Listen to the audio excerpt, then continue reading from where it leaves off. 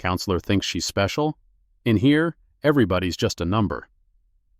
The fluorescent light flickers twice. A metal door clangs somewhere down the corridor. The woman on the steel bunk doesn't flinch.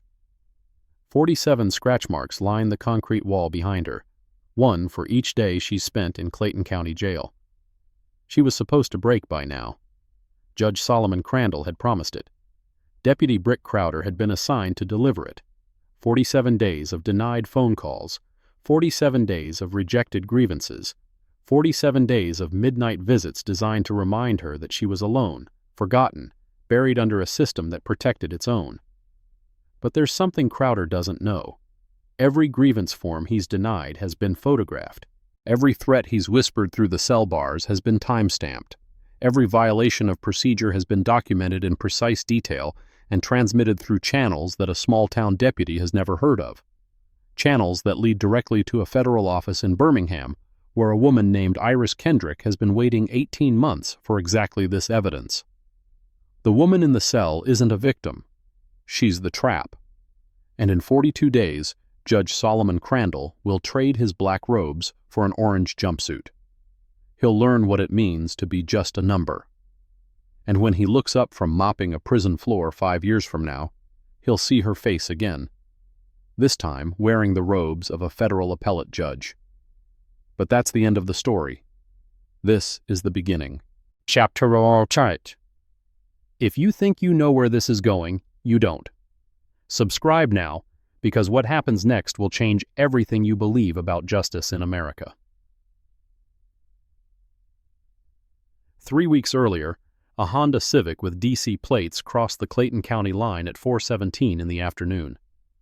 The woman behind the wheel noted the exact time, a habit she'd developed over years of documenting things other people missed. The welcome sign read, Clayton County, Alabama, population 12,147, where neighbors are family. Raven Holloway had seen enough small towns to know what that slogan really meant. We take care of our own. Outsiders aren't welcome. The gas station appeared on her right, single pump, hand-painted sign, a man in a flannel shirt watching her from the moment she pulled in. His eyes tracked her movement from car to pump to store with the careful attention of someone cataloging a threat. Pump 3, she said at the register. You ain't from around here. Not a question. An accusation. No. What brings you to Clayton County? She handed him a $20 bill. Work. What kind of work? The question hung between them. Behind her, a bell chimed as another customer entered. The man in flannel didn't look away from her face. Legal work, she said finally. Something shifted in his expression. Not surprise, recognition. The kind of recognition that said her arrival had already been discussed, anticipated, prepared for. Small towns had networks that moved faster than the internet. By tonight, everyone who mattered would know that the lawyer from Washington had arrived. Keep the change, she said. She didn't wait for a receipt. Back in the car, she opened her laptop and checked the files one more time. Marcus Webb, convicted of murder in 2007. Alibi witness never called. Exculpatory evidence buried. 17 years in prison for a crime he didn't commit. One of 47 cases she'd flagged in Clayton County. One of 47 patterns that pointed to a single source. Judge Solomon Crandall. 22 years on the bench. Conviction rate of 94.7%. More defendants sent to core civic private prisons than any other judge in Alabama. She'd seen his type before. The gatekeepers who confused authority with righteousness, power with truth. The ones who buried evidence because acknowledging it meant admitting they'd been wrong. The ones who destroyed lives to protect their legacies. This time, she had something they didn't expect. Time, patience, and the full attention of the Department of Justice. Her phone buzzed with an encrypted message. Assets in position. Documentation phase authorized. Standard protocols. IK. She deleted it immediately, powered down the phone, and pulled back onto the county road. Clayton County didn't know it yet, but the reckoning had already begun. Chapter 2. First Baptist Church sat on the corner of Main and Oak.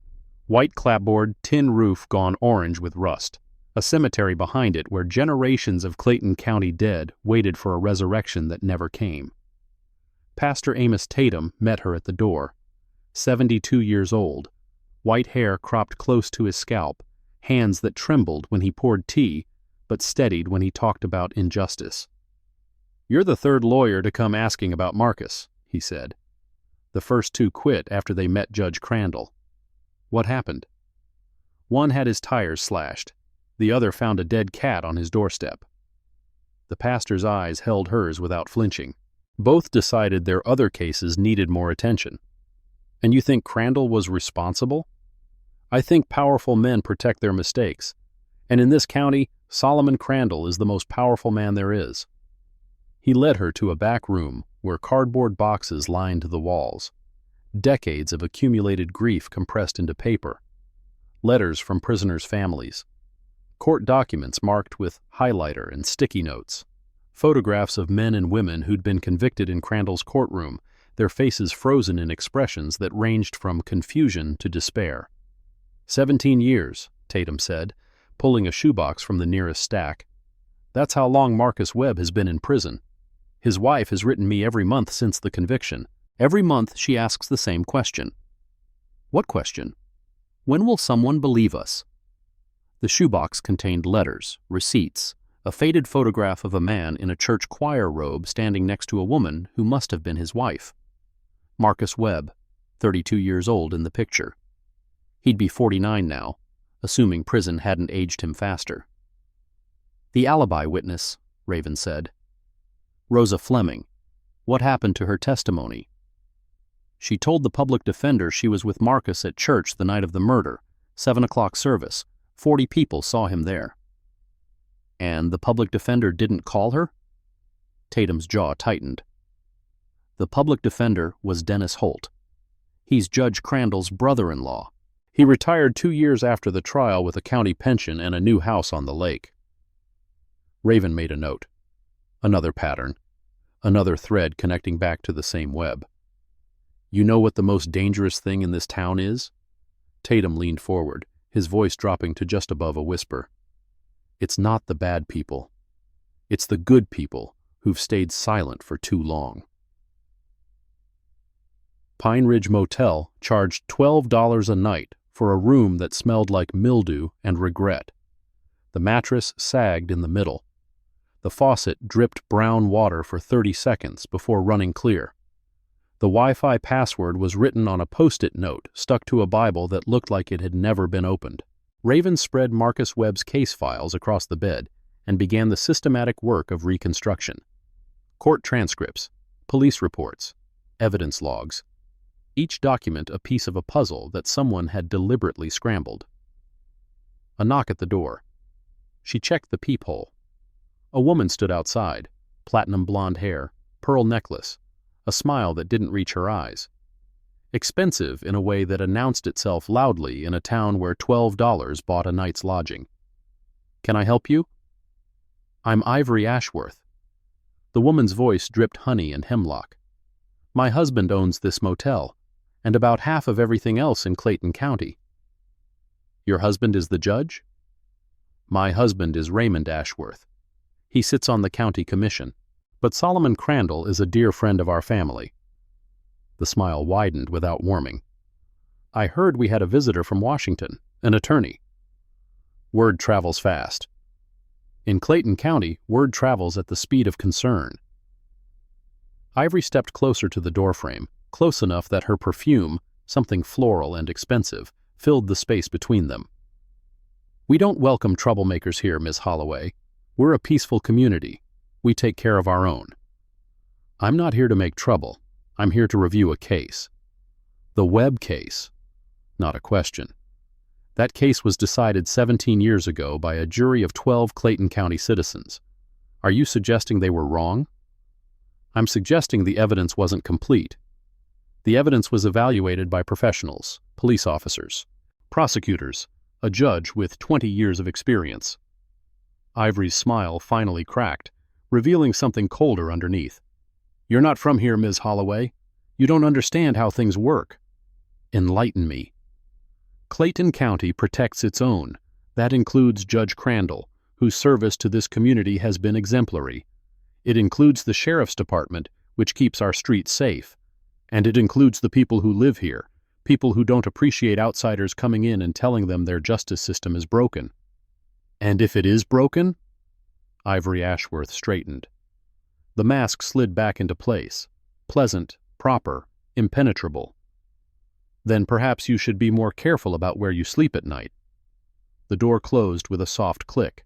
Raven stood in the silence for a long moment, then returned to her files. She'd been threatened before, by cartel lawyers in Texas, by corrupt politicians in Maryland, by men who thought their money or their badges made them untouchable. They'd all learned differently. She opened her laptop and began typing a detailed account of the conversation. Date, time, exact quotes, implications. Another file for the folder she'd labeled obstruction evidence. By the time she finished, it was past midnight. The motel was silent except for the occasional rumble of a truck on the county road. She didn't sleep. Morning brought fog and the smell of pine sap through the motel's paper-thin walls. Raven dressed in her plainest suit, gray jacket, white blouse, minimal jewelry, nothing that would announce money or authority, nothing that would give them additional reasons to dismiss her. The Clayton County Courthouse occupied the center of town like a monument to a different era. Built in 1923, according to the plaque by the entrance. Ionic columns flanked the main doors. An American flag hung limp in the humid air. Inside, the lobby smelled of floor wax and old paper and the particular mustiness of buildings where air conditioning had been retrofitted badly. She found the clerk's office on the second floor. I need copies of the trial transcript from State of Alabama versus Marcus Webb, case number 07-CR-432. The clerk, a woman in her 60s with bifocals and an expression of practiced boredom, typed something into her computer. That file is being digitized. It'll be a few weeks. Alabama Code Section 12-1727 requires public records to be available within 10 business days. The typing stopped. The clerk looked up, her expression sharpening. I'll need to check with my supervisor. Please do. The clerk disappeared through a back door. Raven waited. The wall clock ticked through 90 seconds, then 2 minutes, then 5. When the clerk returned, she wasn't alone. Ms. Holloway. Fletcher Vance was younger than she'd expected, mid-30s, sharply dressed, with the kind of confident smile that came from never having lost a case that mattered. Assistant District Attorney, rising star, Crandall's protege, according to the research. Mr. Vance, I was just requesting public records, so I heard. Unfortunately, our digitization project has created some delays. The web file should be available in 3 to 4 weeks. The law requires 10 days. The law also requires patience, Ms. Holloway. His smile didn't waver. Clayton County's systems are upgrading. We're doing our best to serve the public while maintaining quality control. And if I file a motion to compel production, then Judge Crandall will hear it, as he hears all motions in this county. Vance stepped closer, lowering his voice to a conversational murmur. You're new here. Let me offer some friendly advice. Clayton County has been running smoothly for a long time. The people who live here, the people who vote, who serve on juries, who run businesses, they're happy with how things work. An outsider coming in and demanding immediate access to old files? That doesn't make friends. I'm not here to make friends. No, I can see that. His eyes flickered to the folder in her hands, a folder marked with sticky notes in 5 different colors. You're here to make trouble, and that's your right. But trouble has a way of finding people who go looking for it. He walked away without waiting for a response. Raven made a note. Vance, hostile, coordinating with Crandall's office. Then she left the courthouse and drove to Selma.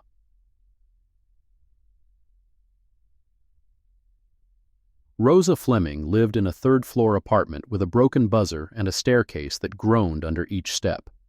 65 years old now, according to the records. retired from the textile mill that had closed a decade ago. No phone number listed, no email address, just a forwarding address from 17 years of utility bills. The door opened on the third knock. "Whatever you're selling, I'm not buying." "I'm not selling anything, Mrs. Fleming. I'm a lawyer representing Marcus Webb." The woman's face changed. Fear flickered across it. Old fear, the kind that had calcified into something harder. "I've got nothing to say about that." "You were his alibi witness. You told his lawyer he was at church with you the night of the murder." "That was 17 years ago. And he's been in prison every one of those years for a crime he didn't commit." Rosa Fleming's hand tightened on the doorframe. Behind her, the apartment was dim. Curtains drawn, television murmuring, the smell of coffee and something fried. "You don't understand what happened back then? Then help me understand." Silence stretched between them. Down the hall, a door opened and closed. A child laughed somewhere in the building. "I tried to help," Rosa said finally. "Told that public defender everything. Where Marcus was. Who saw him. Times, names, all of it. He said he'd call me to testify." "But he didn't." "No, he didn't." Her voice dropped. "A week before the trial, someone came to my house, late at night, told me if I showed up in court my son would have problems. My son was 16 then, had just started driving. You understand what problems means for a black boy driving in Clayton County? Who came to your house?" "Deputy, young back then, bigger now, name was Crowder." Raven kept her expression neutral. Another thread. Another connection. "Mrs. Fleming, would you be willing to testify again, to tell a court what you just told me?" "Why? So they can come after my son again? He's got kids now. Grandkids I help raise. I'm not putting them at risk for a case nobody cares about." "I care about it, and I can offer you protection." "Protection." Rosa's laugh was bitter. "From who? The sheriff? The judge? The whole county? Lady, you don't know how things work down here. The system isn't broken. It's working exactly the way it was designed to work." "That's why I'm here. To change how it works." Rosa studied her for a long moment. Something shifted in her expression, not trust, but curiosity. "You're different from the other lawyers." "How so?" "You didn't promise me everything would be okay. You didn't say justice would prevail. You just said you cared." She opened the door another inch. "Come in. I'll tell you what I know, but I'm not promising anything else." The drive back to Clayton County took 2 hours through winding roads that cut between pine forests and abandoned farms. Raven used the time to record everything Rosa had told her. Names, dates, the exact words of the threat, the description of the deputy who'd delivered it. Brick Crowder, 20 years younger then, already running errands for powerful men. The pattern was solidifying. Crandall at the top. Vance handling the legal side. Crowder doing the enforcement. A network designed to protect itself, to silence witnesses, to ensure that convictions stayed convictions regardless of evidence. She'd seen these networks before. They were resilient. They adapted. They survived because the people inside them believed they were untouchable, and because the people outside them were too afraid to push back. Her phone buzzed with an encrypted message. "Local assets report increased surveillance activity. Exercise caution." IK. She deleted it, checked her mirrors, nothing obvious. But that didn't mean nothing was there. The motel parking lot was empty when she pulled in at 6:43 p.m. The manager's office was dark. Her room key still worked. The first thing she noticed was the smell. Something chemical, acrid, out of place. The second thing was that her files had been moved. Not ransacked. Not destroyed. Just shifted. The stack on the nightstand had been restacked. The papers on the desk had been straightened. Someone had been here, looked through everything, and put it back in a way that was almost but not quite identical to how she'd left it. A message. "We know what you're doing. We can reach you any time." She checked the bathroom. The closet, under the bed. Nothing planted that she could find. But absence of evidence wasn't evidence of absence. She pulled out her laptop and ran a malware scan. Clean.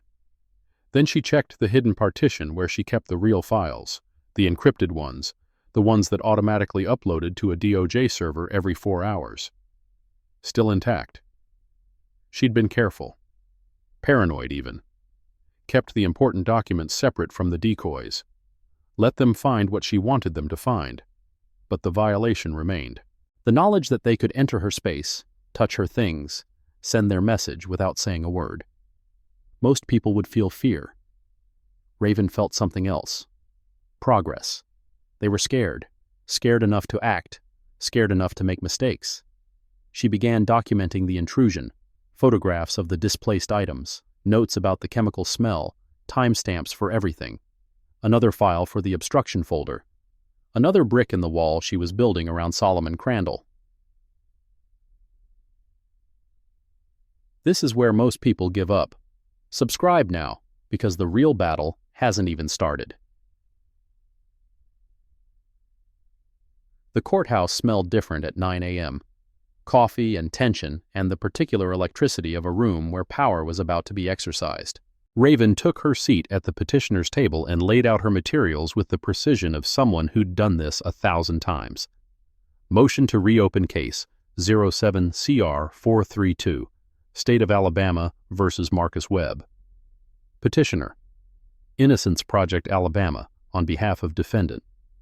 The gallery was empty except for a court reporter and a bailiff who watched her with unconcealed suspicion. No press, no family members, no witnesses except the ones who were paid to be there. All rise. Judge Solomon Crandall entered through the door behind the bench. 68 years old, silver hair combed back from a high forehead, black robes pressed and perfect. He moved with the deliberate slowness of a man who had never been rushed in his own courtroom. Be seated. His voice filled the room without effort, deep, measured, accustomed to obedience. He settled into his chair and opened a folder with her motion inside. Ms. Holloway, you filed a motion to reopen a 17-year-old murder case. On what grounds? Newly discovered evidence, Your Honor, pursuant to Alabama Rule of Criminal Procedure 32.1a. What evidence? The alibi witness who was never called to testify. Rosa Fleming was prepared to confirm that Marcus Webb was at First Baptist Church at 7 p.m. on the night of the murder, 14 miles from the crime scene. Crandall's expression didn't change. And why wasn't this witness called at the original trial? That's one of the questions we'd like answered, Your Honor. Fletcher Vance rose from the prosecution table. Objection. Relevance. The trial record shows the public defender made strategic decisions about which witnesses to call. Those decisions were reviewed on appeal and found to be within acceptable bounds. The public defender was Dennis Holt, Raven said, Your Honor's brother-in-law, who retired with a county pension 2 years after the conviction. Silence cracked through the courtroom like a whip. Crandall's eyes narrowed. Something flickered behind them, not anger, but calculation. The look of a man reassessing a threat. Ms. Holloway, I'll remind you that personal attacks on officers of this court are not appropriate. It's not a personal attack, Your Honor. It's a matter of public record. I'm simply noting that the conflict of interest was never disclosed to the defendant. The conflict, as you call it, was disclosed to the appropriate authorities and reviewed. No impropriety was found. Crandall leaned forward slightly. Is there anything else? Yes, Your Honor. Exhibit D in the original trial, a sworn statement from Rosa Fleming confirming the defendant's alibi, was never presented to the jury. It appears in the evidence log, but not in the trial transcript. Exhibits are entered at the discretion of counsel. Evidence that proves a defendant's innocence isn't discretionary, Your Honor. It's constitutionally mandated under Brady v. Maryland. Counselor, Crandall's voice dropped to something colder. You don't get to come into my courtroom and lecture me about constitutional law. I've been on this bench longer than you've been practicing. Motion denied. Is there anything else? I'd like to note my objection for the record. Noted. This hearing is adjourned. The gavel fell once. Hard, final, absolute. Raven gathered her papers without hurrying. Crandall was still watching her from the bench. Their eyes met for a fraction of a second, long enough for her to see what lived behind the judicial mask. Not confidence, fear. He was afraid of her, afraid of what she knew, afraid of what she might uncover. Good. She walked out of the courtroom with Vance's footsteps trailing behind her. "That was a mistake," he said in the hallway, "attacking Judge Crandall's family in open court. I stated facts. You made an enemy, the most powerful enemy you could make in this county. Then we understand each other." She pushed through the courthouse doors into the Alabama heat. Behind her, Fletcher Vance was already reaching for his phone. The diner on Main Street served coffee that tasted like burnt motor oil and suspicion. Raven ordered it anyway and took a booth near the back where she could watch both doors. The waitress didn't make eye contact. The other customers, 3 men at the counter, an elderly couple by the window, stopped talking when she walked in. The silence was louder than conversation would have been. She opened her laptop and began typing notes from the hearing, Crandall's exact words. His facial expressions. The way Vance had jumped in exactly when needed, as if they'd rehearsed. Coordination. The motion had been anticipated. The response had been prepared. Someone had warned them. The bell over the door chimed. A woman walked in, platinum blonde, pearl necklace, a smile that could freeze water in August. Ivory Ashworth slid into the booth across from her without invitation. "Ms. Holloway, how was your first day in court?" "Productive." "That's not what I heard." Ivory signaled the waitress, who appeared instantly with a cup of tea. "I heard you accused a respected judge of corruption, in his own courtroom, in front of witnesses." "I stated facts from the public record." "You implied his brother-in-law threw a case. That's a serious accusation." "It's a serious pattern." Ivory's smile flickered. "Pattern. That's an interesting word. The patterns I see are different. I see an outsider coming into a peaceful community, stirring up old cases, making wild accusations, disrupting people's lives." She sipped her tea with elaborate delicacy.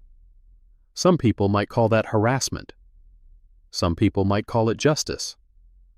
Justice was served 17 years ago. A jury decided, a judge affirmed, appeals were exhausted, the system worked. The system protected itself. There's a difference. Is there? Ivory set down her cup. "Ms. Holloway, I'm going to be direct with you. You've made a poor impression in this town. People don't trust you. They don't want you here. The sensible thing would be to pack up your files and drive back to Washington before something unfortunate happens." "Is that a threat?" "It's advice. The kind of advice a neighbor gives when she sees someone walking toward a cliff." Ivory stood, smoothing her skirt with practiced hands.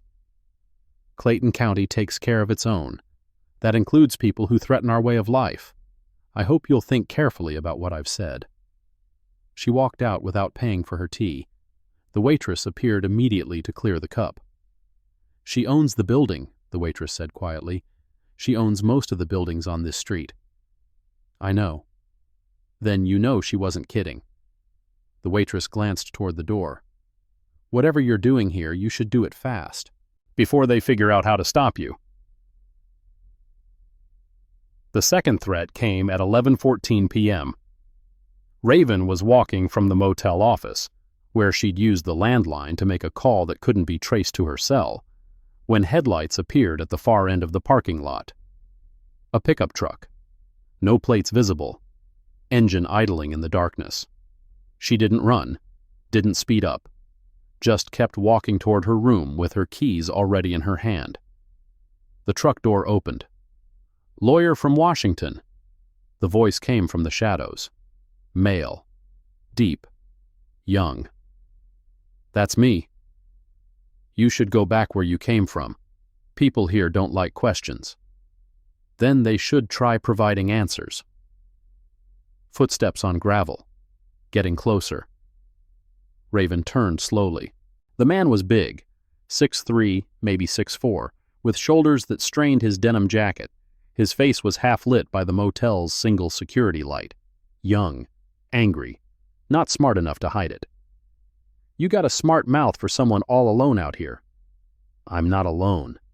She held up her phone. The camera light was blinking red. Recording.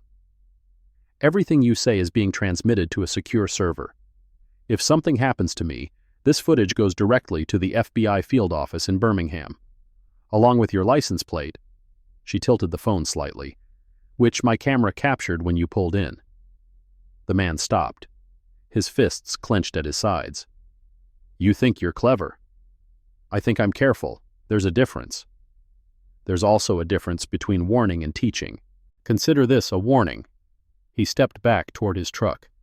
Next time might be different. The engine roared. The truck peeled out of the parking lot, spraying gravel against the motel's cinder-block walls. Raven stood in the silence, her heart beating steadily, and finished recording. Date. Time. License plate. She'd gotten 3 digits before it disappeared. Physical description. Exact quotes. Another file for the folder. Another brick in the wall. Morning brought tire tracks across her windshield, 4 slashes of mud where someone had driven deliberately close, and words spray-painted on the hood in red. Go home. She photographed everything, called the sheriff's office, waited 43 minutes for Deputy Brick Crowder to arrive in a patrol car that moved slower than the traffic around it. He studied the damage with exaggerated care. Kids, he said finally. Probably teenagers. We've had some vandalism lately. The threat last night wasn't teenagers. It was a man in a pickup truck who knew my name and my profession. Did you get a license plate? Partial. First 3 digits were 847. Crowder wrote nothing down. I'll look into it. I'd like a formal incident report. For vandalism? That's a lot of paperwork, Ms. Holloway. For documented harassment, including the threatening visit to my motel room by Ivory Ashworth yesterday and the warning I received in the parking lot last night.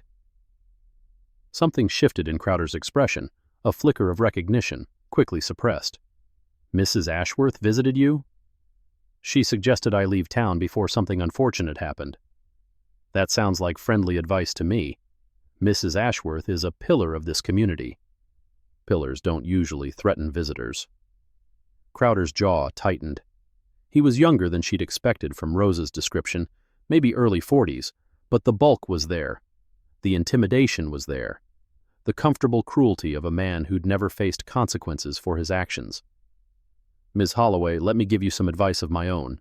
Clayton County doesn't appreciate outsiders who come in stirring up trouble. The people here have long memories. They don't forget who their friends are. He stepped closer, close enough that she could smell coffee and gun oil. And they really don't forget who their enemies are. Is that a threat, Deputy? It's information. The kind of information that might keep someone from making a serious mistake.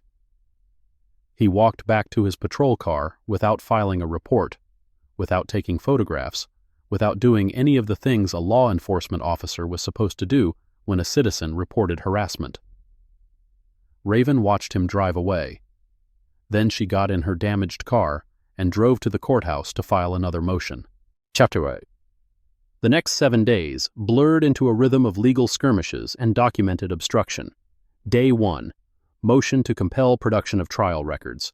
Denied by Judge Crandall. Reason. Petitioner has not demonstrated sufficient cause to expedite standard procedures. Day 2. Request for certified copy of evidence log. Response. File currently in storage. Estimated retrieval time, 4 to 6 weeks. Day 3. Interview with Marcus Webb's former cellmate at Holman Correctional Facility. The cellmate confirmed that Marcus had maintained his innocence for 17 years.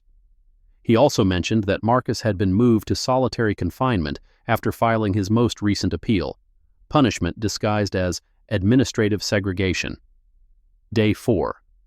Meeting with Pastor Amos Tatum. Additional names provided, 7 more families who believed their loved ones had been wrongly convicted by Judge Crandall. 7 more patterns waiting to be documented. Day 5. Flat tire. Different vehicle than before.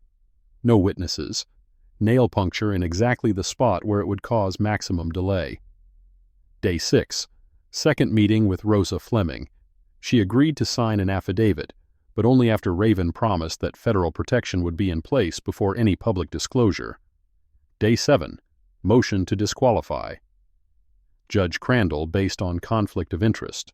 This one drew blood. The courtroom was fuller this time. Word had spread. A dozen spectators sat in the gallery, their faces a mix of curiosity and hostility. Fletcher Vance had brought a second attorney. Even Ivory Ashworth was there, her pearls gleaming in the overhead lights. Judge Crandall entered with the same deliberate slowness, but something was different. His jaw was tighter. His eyes moved more quickly across the room. He was worried. Miss Holloway, I've reviewed your motion to disqualify. On what grounds do you claim I have a conflict of interest? 3 grounds, Your Honor. First, your brother-in-law served as public defender for the defendant in the original trial. Second, your campaign committee has received substantial contributions from CoreCivic PAC, the same private prison company that houses Marcus Webb and profits from his continued incarceration. Third, I have evidence suggesting that a witness in the original trial was threatened by a member of the Clayton County Sheriff's Department, evidence that implicates a coordinated effort to suppress exculpatory testimony. The gallery murmured. Crandall's gavel silenced it. Those are serious accusations. Yes, Your Honor, they are. Do you have evidence to support them? I have a sworn affidavit from the threatened witness. I have financial records showing the flow of money from CoreCivic through shell packs to your campaign. And I have documentation of a pattern of obstruction that began the moment I arrived in this county. Documentation? Crandall's voice dripped skepticism. What kind of documentation? Photographs, audio recordings, incident reports that were never filed. Witness statements, all of it prepared in accordance with federal evidence standards and backed up to a secure server outside this jurisdiction. Silence filled the courtroom like smoke. Crandall leaned forward.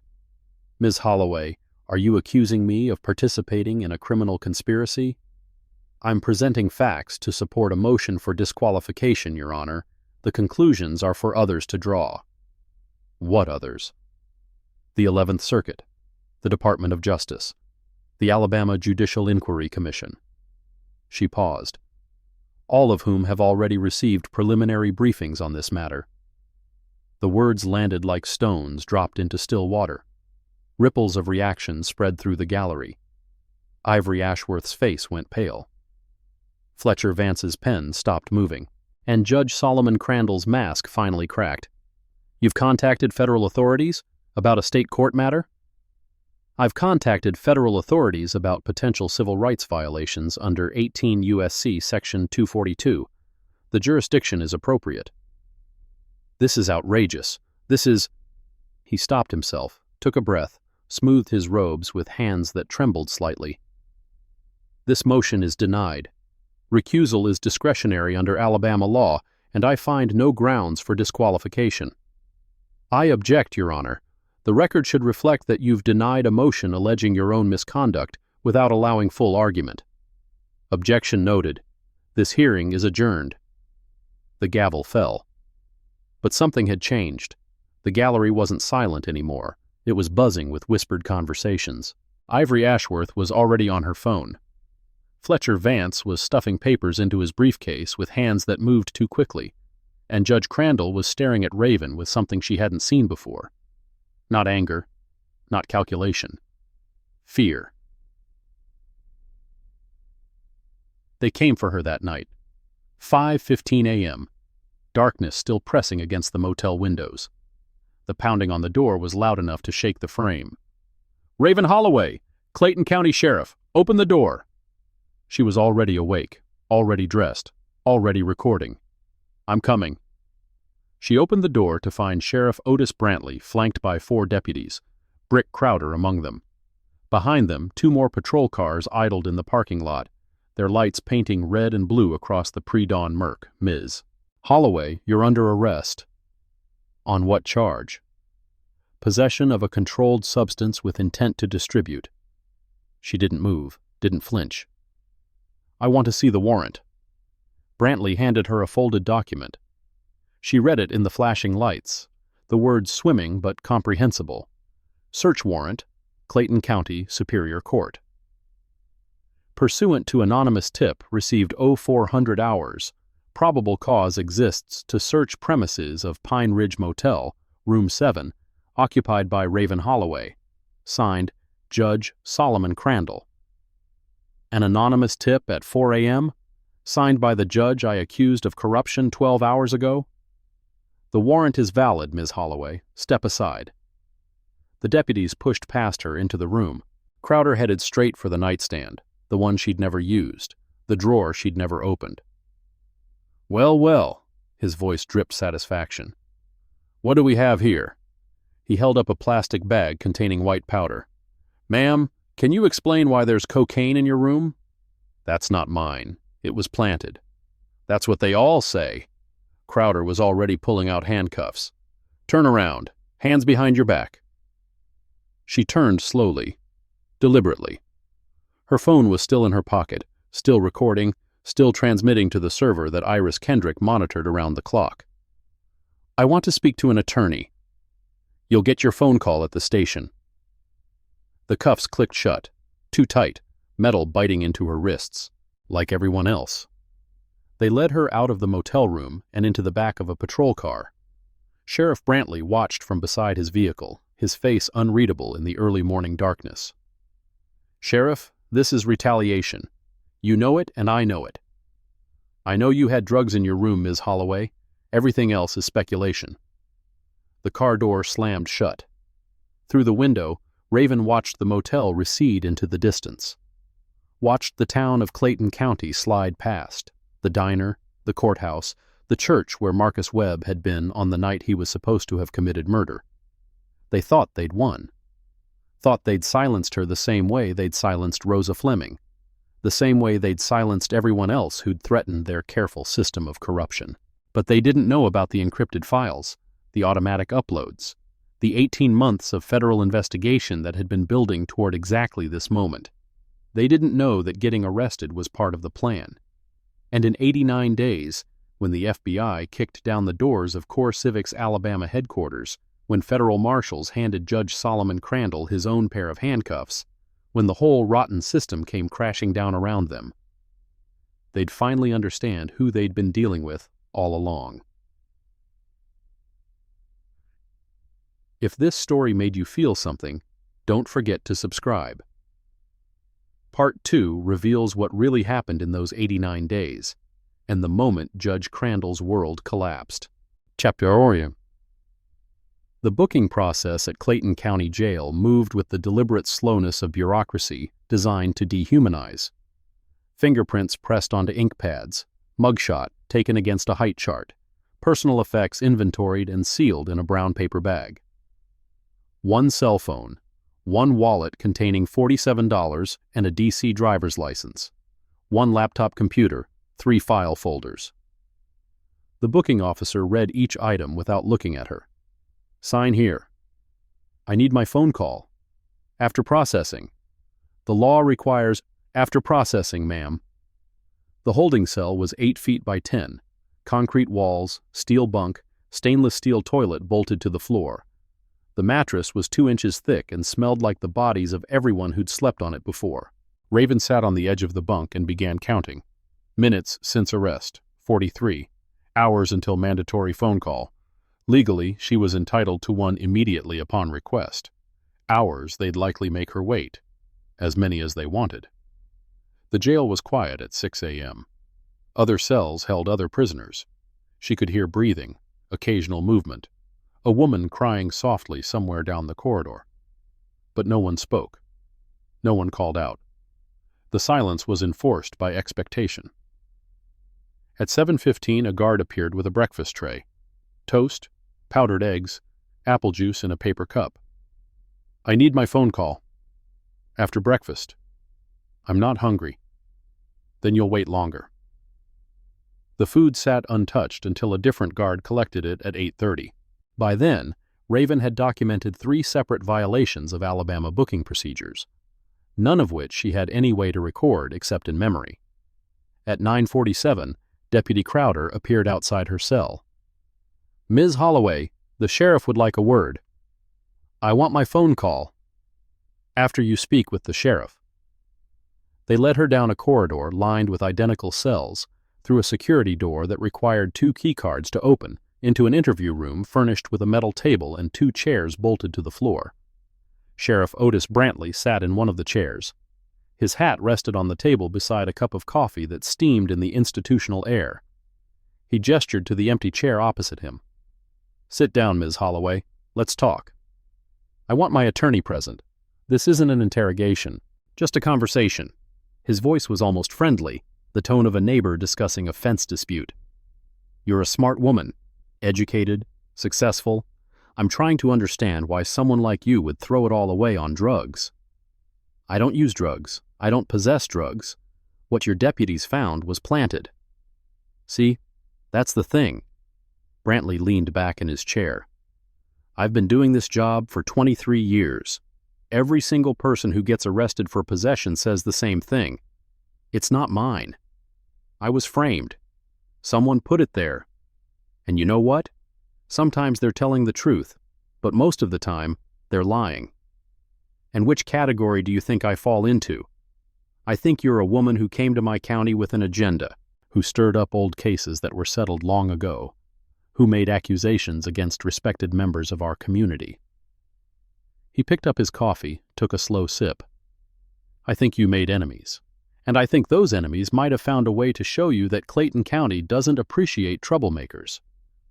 So you're admitting the drugs were planted. I'm not admitting anything. I'm just observing that actions have consequences. His eyes met hers over the rim of his cup. The question is, what happens next? What do you want? I want peace in my county. I want the Webb case to stay closed. I want you to get in your car, drive back to Washington, and forget you ever heard of Clayton County, Alabama. And in exchange? In exchange, these drug charges go away. Evidence gets lost. Happens all the time. He set down his cup. You're a lawyer. You know how the system works. Plea bargains, reduced charges, cases that get dismissed for procedural reasons. It wouldn't be the first time, and it won't be the last. Raven said nothing. The alternative is less pleasant. Brantley's voice hardened. You stay in my jail. You wait for arraignment. Judge Crandall handles all drug cases in this county. He's not inclined to show you mercy. Bail will be denied. Flight risk. No ties to the community. You'll sit in a cell for months waiting for trial. Your reputation will be destroyed. Your career will be over. And in the end, you'll still lose. Because the judge, the prosecutor, and the sheriff are all working together. Because the system works, Ms. Holloway. It works the way it's supposed to work. People who play by the rules get along fine. People who don't, he shrugged. They learn the hard way. She studied him across the table. The comfortable certainty. The absolute confidence that he was untouchable. The complete inability to imagine a world where power didn't flow in the direction he expected. Sheriff Brantley, I'm going to tell you something, and I want you to remember it. Go ahead. I know about Deputy Crowder's visit to Rosa Fleming in 2007. I know about the CoreCivic payments to Judge Crandall's campaign. I know about the 47 cases where evidence was suppressed or witnesses were intimidated. And I know that everything you just said to me was recorded. She glanced at the corner of the room where a small red light blinked steadily. By your own security camera. Brantley's face didn't change, but his hand tightened around his coffee cup. Our security footage is for departmental use only. Federal subpoenas override departmental policy, and the FBI has been very interested in Clayton County's departmental footage for about 18 months now. Silence. You're bluffing. Am I? She leaned forward. Why do you think I came here, Sheriff? Why would a lawyer from Washington spend 3 weeks in a town that clearly doesn't want her?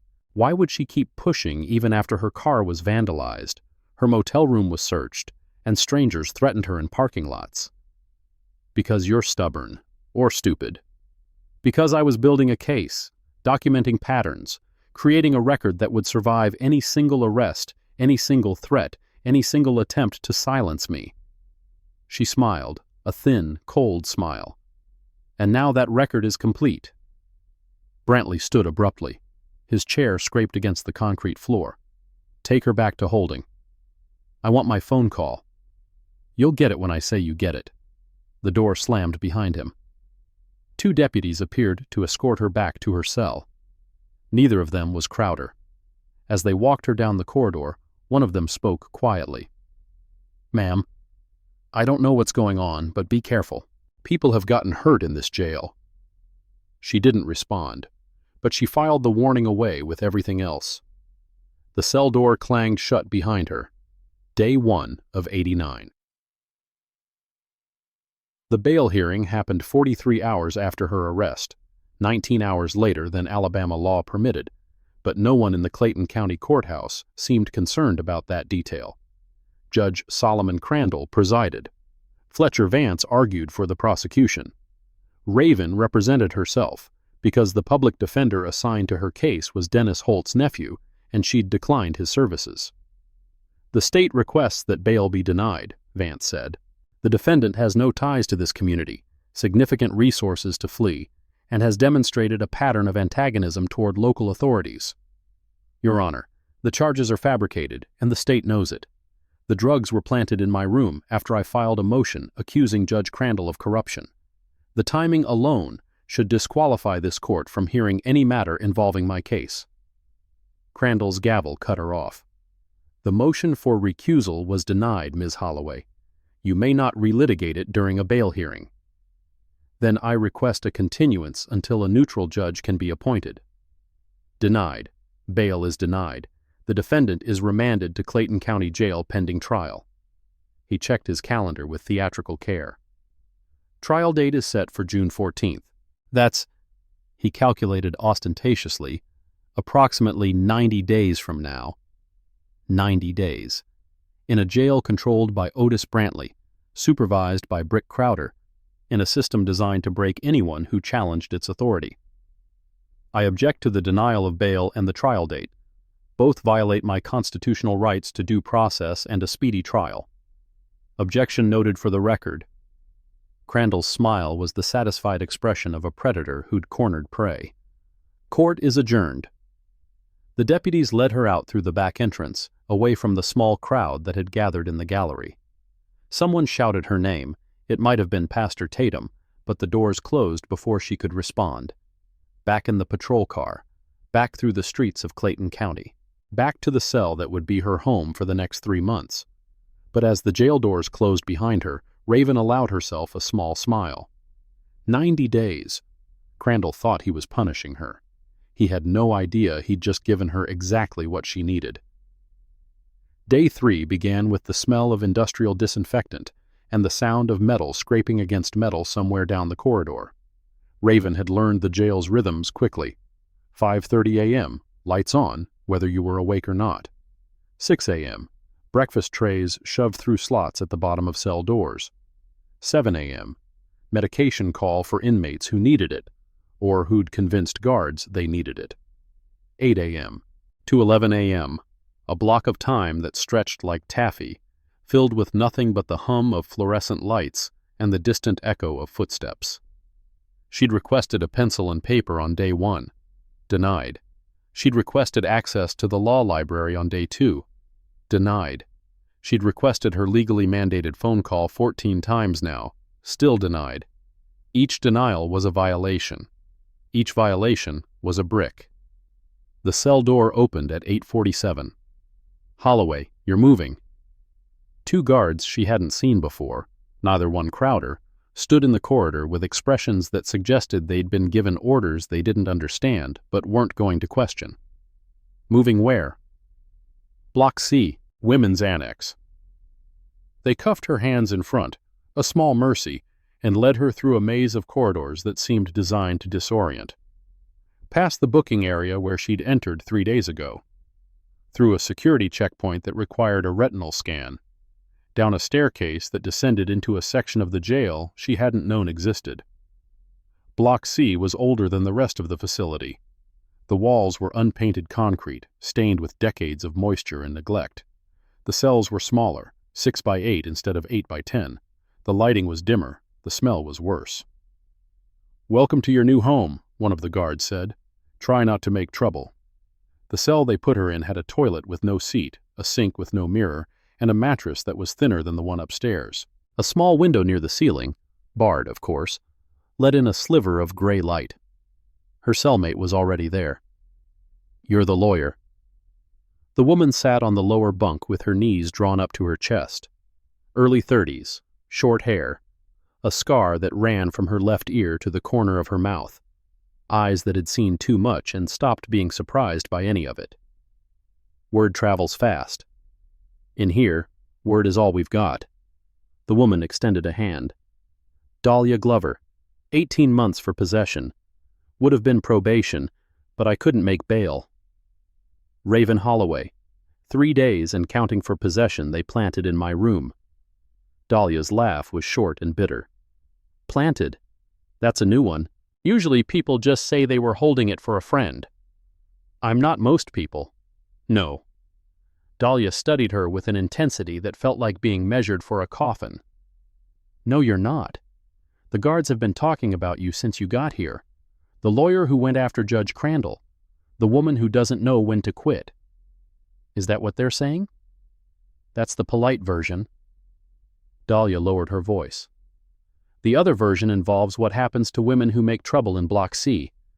Deputy Crowder runs this section. He's got a special interest in you." "I've noticed." "Then you know to be careful. The cameras down here have a habit of malfunctioning. Incident reports get lost. Complaints go nowhere." She glanced toward the cell door, making sure no one was listening. 3 women have filed grievances against Crowder in the past 2 years. All 3 got transferred to state prison before their hearings. All 3 stopped talking about what happened to them. Raven filed the information away. Another pattern, another thread. "Why are you telling me this?" "Because you're the first person I've seen who scares them, and anyone who scares Crowder is someone I want on my side."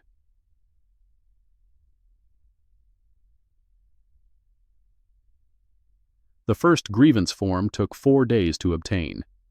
Raven had requested one every morning during the brief window when guards collected breakfast trays. Each time the answer was the same. Forms are being reprinted. The supply room is locked. Ask again tomorrow. On day 7, she changed tactics. "I'd like to speak with the jail administrator about the unavailability of grievance forms. Under Alabama Administrative Code Section 14.6.2, inmates must have access to grievance procedures within 48 hours of any request." The guard, a young woman whose name tag read Foster, hesitated.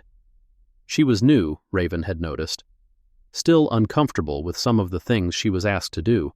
Still capable of being surprised by the gap between procedure and practice. "I don't think the administrator is available." "Then I'll file a written request, which requires a form. Which brings us back to my original question." Foster glanced down the corridor, checking for supervisors. "Look, I'm not supposed to—" She stopped, started again. "There are forms in the supply closet near the front office. I could maybe forget to lock it after my shift."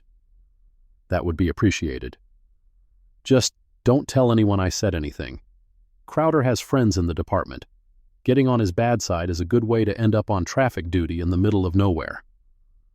That night, Raven found a small stack of grievance forms slipped under her cell door. No note, no acknowledgement, just paper and the possibility of documentation. She began writing. 5. This is where the real story begins. If you're still watching, hit subscribe, because what comes next will change everything. Here. Grievance. Number 1. Date, March 2nd. Subject, denial of legal counsel. On February 28th, at approximately 6:15 a.m., I was arrested by Clayton County Sheriff's Department and transported to Clayton County Jail. Upon arrival, I requested access to legal counsel pursuant to my Sixth Amendment rights. This request was denied. I repeated the request 14 times over the following 72 hours. Each request was denied without explanation. I am filing this grievance to document the systematic denial of my constitutional rights and to request immediate access to counsel. The form required a reviewing officer's signature. When it came back 3 days later, the signature belonged to Deputy Brick Crowder. Response: denied. Inmate has not demonstrated necessity for legal counsel beyond standard procedures. Phone privileges will be granted according to normal scheduling. She photographed the response with a small camera she'd fashioned from components of a broken radio Dahlia had acquired through the jail's informal economy. The camera was crude, barely functional, but it captured images that could be uploaded later. Grievance number 2. Date: March 5th. Subject: improper search procedures. On March 4th at approximately 2 a.m., Deputy Brick Crowder conducted an unannounced search of cell C14 without documented cause and without the presence of a second officer, as required by Clayton County Jail Policy Section 4.7.3. During this search, personal legal documents were confiscated and not returned. Response: denied. Search was conducted pursuant to routine security protocols. All confiscated materials will be reviewed and returned if appropriate. The materials were never returned. Grievance number 3. Date: March 8th. Subject: threatening behavior by staff. On March 7th at approximately 12:14 a.m., Deputy Brick Crowder visited cell C14 while I was sleeping. He stated, and I quote, "Lawyers who make trouble have accidents in county jails. Think about that." This constitutes a direct threat against my safety and well-being. Response: denied. No evidence supports inmates' allegations. Deputy Crowder was conducting routine welfare check as part of standard overnight protocols. Reviewing officer: Deputy Brick Crowder. The same man accused of making threats was reviewing complaints about his own conduct. Raven documented the conflict of interest, photographed the form, and filed another grievance about the grievance process itself. That one was denied too. By day 20, she had accumulated 15 denied grievances. By day 30, 23. By day 45, the stack was thick enough to serve as evidence of a pattern. Systematic obstruction, documented in the jail's own paperwork, signed by officers who didn't realize they were building the case against themselves. Dahlia watched her work with a mixture of admiration and concern. "You know they're never going to approve any of those." "I know." "Then why bother?" Raven looked up from the form she was completing. Grievance number 27, regarding the denial of medical attention for a urinary tract infection that had gone untreated for 8 days. Because every denial is evidence, every signature is documentation, every refused request proves that the system isn't just broken, it's designed to fail. Evidence for what? You think some judge is going to look at a stack of grievance forms and suddenly care about what happens in here? Not a state judge. No. Dahlia's eyes narrowed. You're talking federal. I'm talking about patterns, about documentation, about building a case that can't be ignored because it's written in their own handwriting. And what happens when they figure out what you're doing? They already know. That's why Crowder visits my cell at midnight. That's why my mail is opened before I receive it. That's why I was moved to Block C instead of staying in general population. Raven set down her pen. They're trying to intimidate me into stopping. But every act of intimidation is another piece of evidence. You're using yourself as bait. I'm using myself as a witness. There's a difference. Dahlia was quiet for a long moment. When she spoke again, her voice was softer. I've been in the system since I was 19. Possession charges mostly. Wrong place, wrong time, wrong skin color. I've seen women come through here with fire in their eyes. Women who were going to change things, expose corruption, bring down the people in charge. She shook her head. They all broke. Every single one. Either they gave up, or they got transferred somewhere worse, or they had accidents that left them too scared to talk. And you think I'll break too. I think this place breaks everyone eventually. The question is whether you accomplish anything before it happens. Raven picked up her pen and returned to the grievance form. Then I'd better work faster. Day 47 brought a visitor Raven hadn't expected.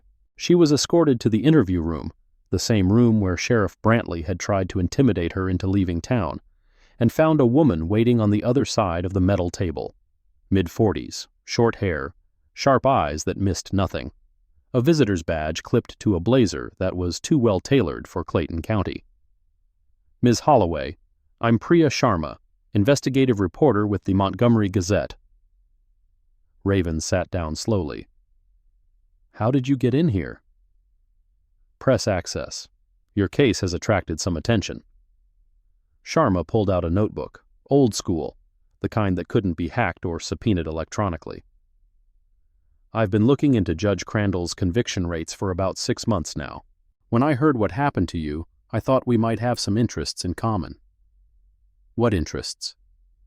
The truth, or as much of it as we can document. Sharma leaned forward. I know about the core civic payments. I know about the pattern of suppressed evidence. I know about at least a dozen cases where defendants were convicted on testimony that was later recanted or discredited. What I don't have is anyone willing to go on record. Because they're afraid. Because the people who aren't afraid tend to have accidents. Like Rosa Fleming's son, who was pulled over 17 times in 1 year after his mother tried to testify. Like Pastor Tatum's church, which failed 3 consecutive fire inspections after he started asking questions. Sharma's voice hardened. Like you, Ms. Holloway. Arrested on fabricated drug charges less than 24 hours after you accused a judge of corruption. You think there's a connection? I think Clayton County has been running a very profitable operation for a very long time. Private prison contracts, campaign contributions, conviction quotas that keep the cells full and the money flowing. Anyone who threatens that operation gets neutralized. She tapped her notebook. You're the first person who's survived long enough to document it from the inside. Raven considered the woman across from her. The reporter's credentials checked out. She'd been covering criminal justice issues in Alabama for 15 years, had won awards for her investigative work, had a reputation for protecting sources. But trust was a luxury she couldn't afford. What do you want from me? Access. To your grievance forms. To your documentation. To whatever you've been collecting in that cell of yours. Sharma's eyes glittered with the particular hunger of a journalist who smelled a career-defining story. I can get your story out in ways that the system can't suppress. Once it's public, once people are watching, it becomes much harder for them to make you disappear. And in exchange? In exchange, I get an exclusive, first interview when this is over, full access to the trial coverage, and... She hesitated. A head start if you're working with anyone else. Federal investigators, for instance. Raven's expression didn't change, but something shifted behind her eyes. What makes you think I'm working with federal investigators? Because you're too calm. Because you've been in here for 47 days without breaking. Because you're documenting everything like you expect someone to actually read it. Sharma smiled slightly. I've covered enough corruption cases to recognize when someone has backup they're not talking about. Silence stretched between them.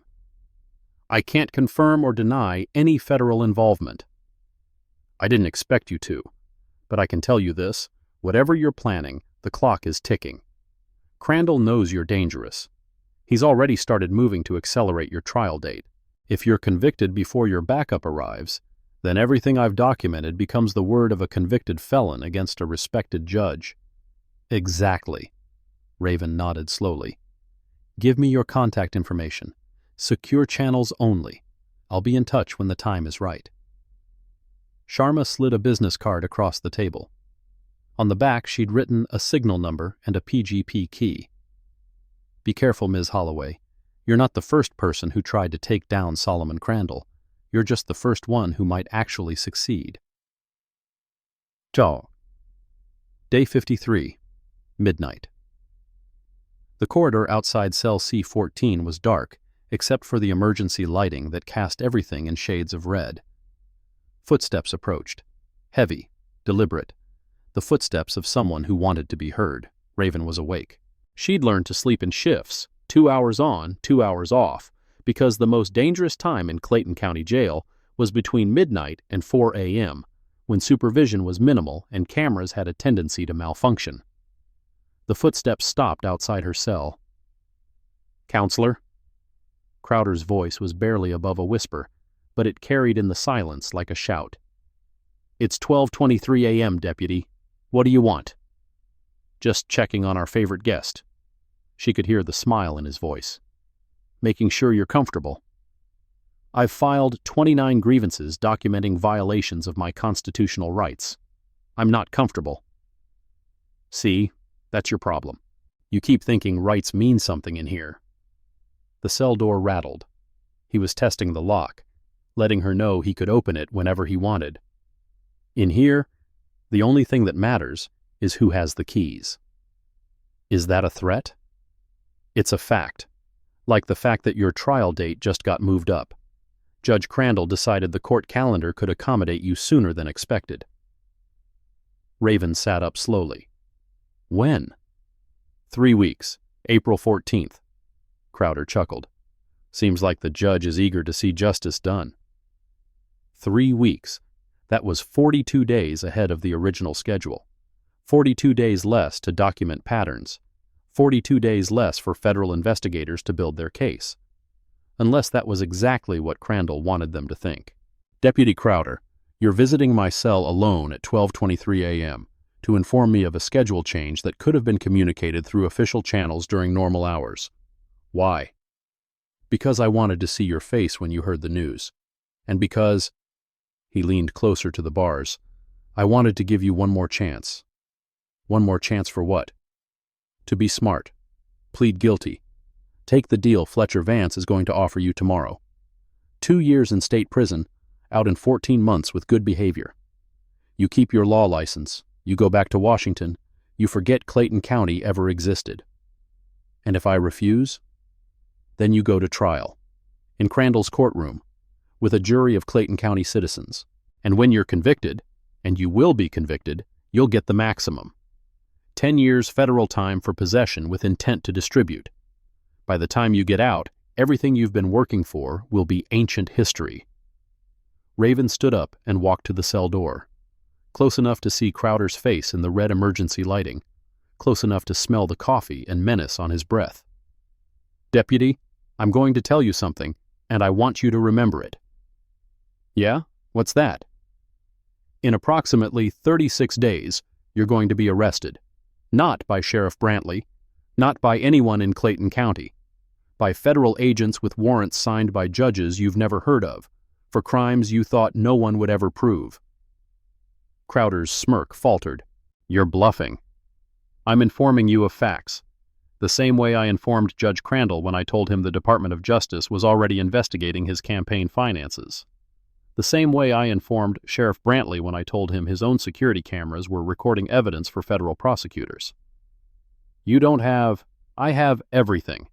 18 months of documentation, wire transfers, witness statements, pattern analysis, and now," she smiled coldly, "I have 36 days of additional evidence collected from inside your own jail, including this conversation, which is being recorded by the device sewn into my mattress."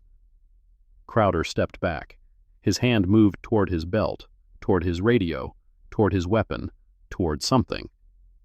"You're lying. Test me. Search my cell. Tear it apart. You might find the device, or you might not, but either way the files have already been uploaded. Every grievance, every denial, every midnight visit. It's all sitting on a server in Birmingham waiting for a federal prosecutor to click download." Silence filled the corridor like smoke. "This isn't over," Crowder said finally. "No, it's not. But the ending isn't going to be what you expected." He walked away without another word. Raven returned to her bunk and lay down in the darkness. Her heart was pounding. Adrenaline and fear mixing with something that felt almost like triumph. The device in her mattress didn't exist. There was no recording. The upload she'd described was a bluff designed to make Crowder paranoid, to make him sloppy, to make him do something that federal investigators could use. But the fear in his eyes had been real. and that meant the message had been received.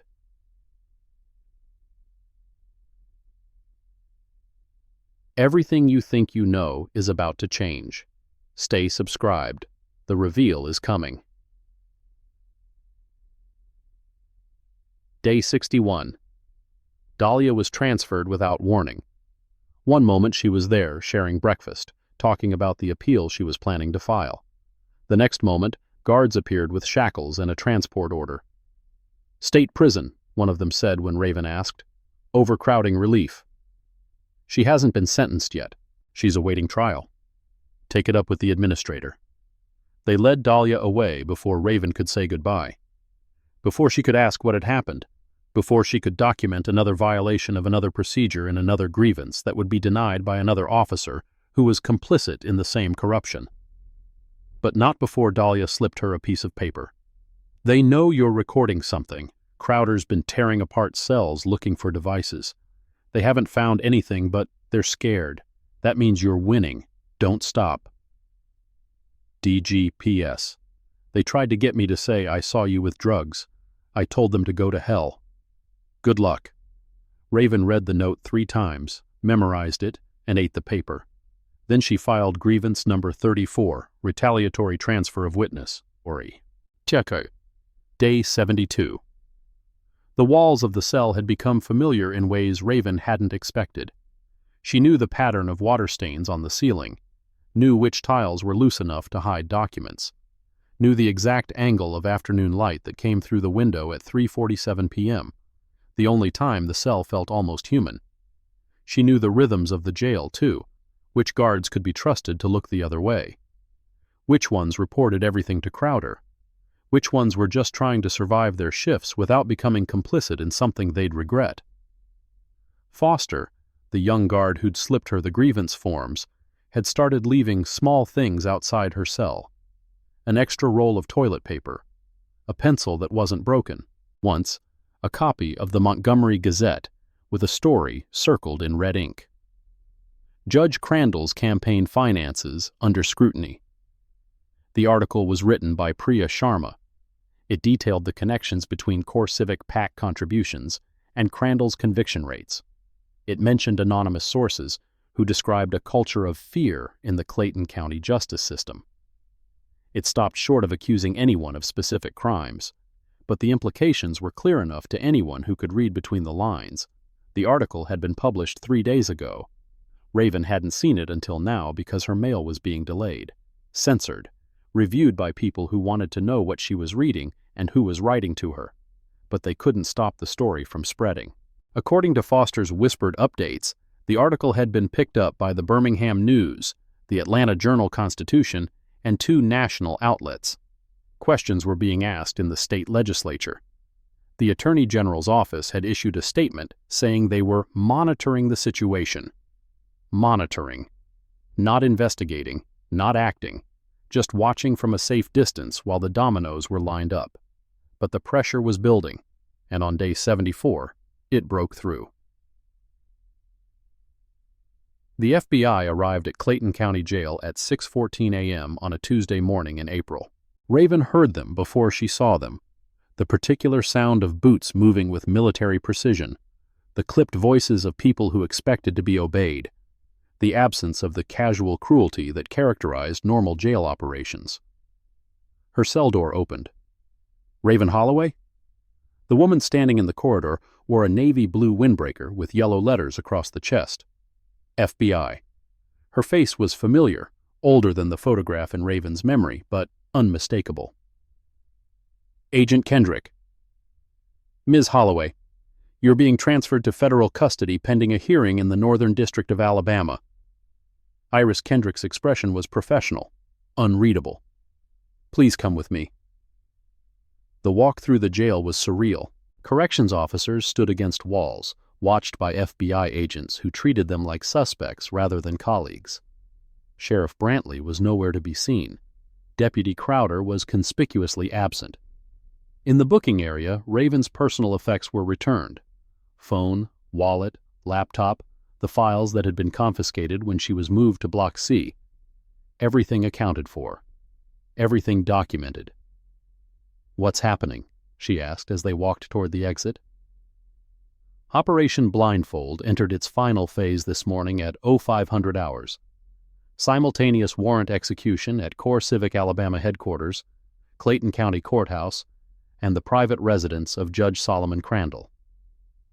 Kendrick held the door open. "Your documentation was instrumental in establishing probable cause," the U.S. attorney wanted me to convey his appreciation. Outside, the Alabama morning was bright and warm. 2 black SUVs idled in the parking lot. More FBI agents stood in loose formation, watching the jail's perimeter. "And Crandall?" "Currently in custody, as are Sheriff Brantley, Deputy Crowder, and ADA Fletcher Vance." Kendrick allowed herself a small smile. "It's going to be a busy day in federal court." They climbed into the lead SUV. As it pulled away from Clayton County Jail, Raven looked back at the building where she'd spent 89 days documenting the corruption that had protected itself for decades. 89 days of denied phone calls and rejected grievances. 89 days of midnight threats and systematic obstruction. 89 days of building a case one brick at a time. It was almost over, but not quite. The Hugo L. Black United States Courthouse in Birmingham was a monument to federal authority. Marble columns, high ceilings, the kind of architectural grandeur designed to remind everyone who entered that they were now subject to a different kind of law. Raven was escorted to a holding room where a change of clothes waited: a charcoal suit, white blouse, professional shoes. Someone had known her sizes. Someone had anticipated this moment. "The hearing begins in 1 hour," Kendrick said. "AUSA Dominic Reeves will walk you through your testimony. You'll be the primary witness in the government's presentation of evidence." "And the charges against me?" "Dismissed," the U.S. attorney filed a motion this morning. Judge Morrison signed it 20 minutes ago. 75 days of fabricated drug charges, erased with a signature. Just like that. Just like that. Kendrick's expression softened slightly. "For what it's worth, what you did in there took courage. Most people would have broken. Most people didn't spend 10 years building cases against corruption before they got arrested. No, they didn't." She handed Raven a folder. "Your briefing materials. Reeves will fill in the gaps. And Ms. Holloway." "Yes." "Welcome back." The courtroom was packed. Reporters filled the gallery, notebooks and phones at the ready. Federal agents lined the walls. Attorneys clustered around tables that seemed too small for the weight of what was about to happen. And at the defendant's table, flanked by lawyers in expensive suits, sat Judge Solomon Crandall. He looked smaller than Raven remembered. The robes were gone, replaced by a gray suit that hung slightly loose on his shoulders. His silver hair was less perfect than it had been in his courtroom. His eyes, when they met hers, held something she hadn't seen before: recognition and fear.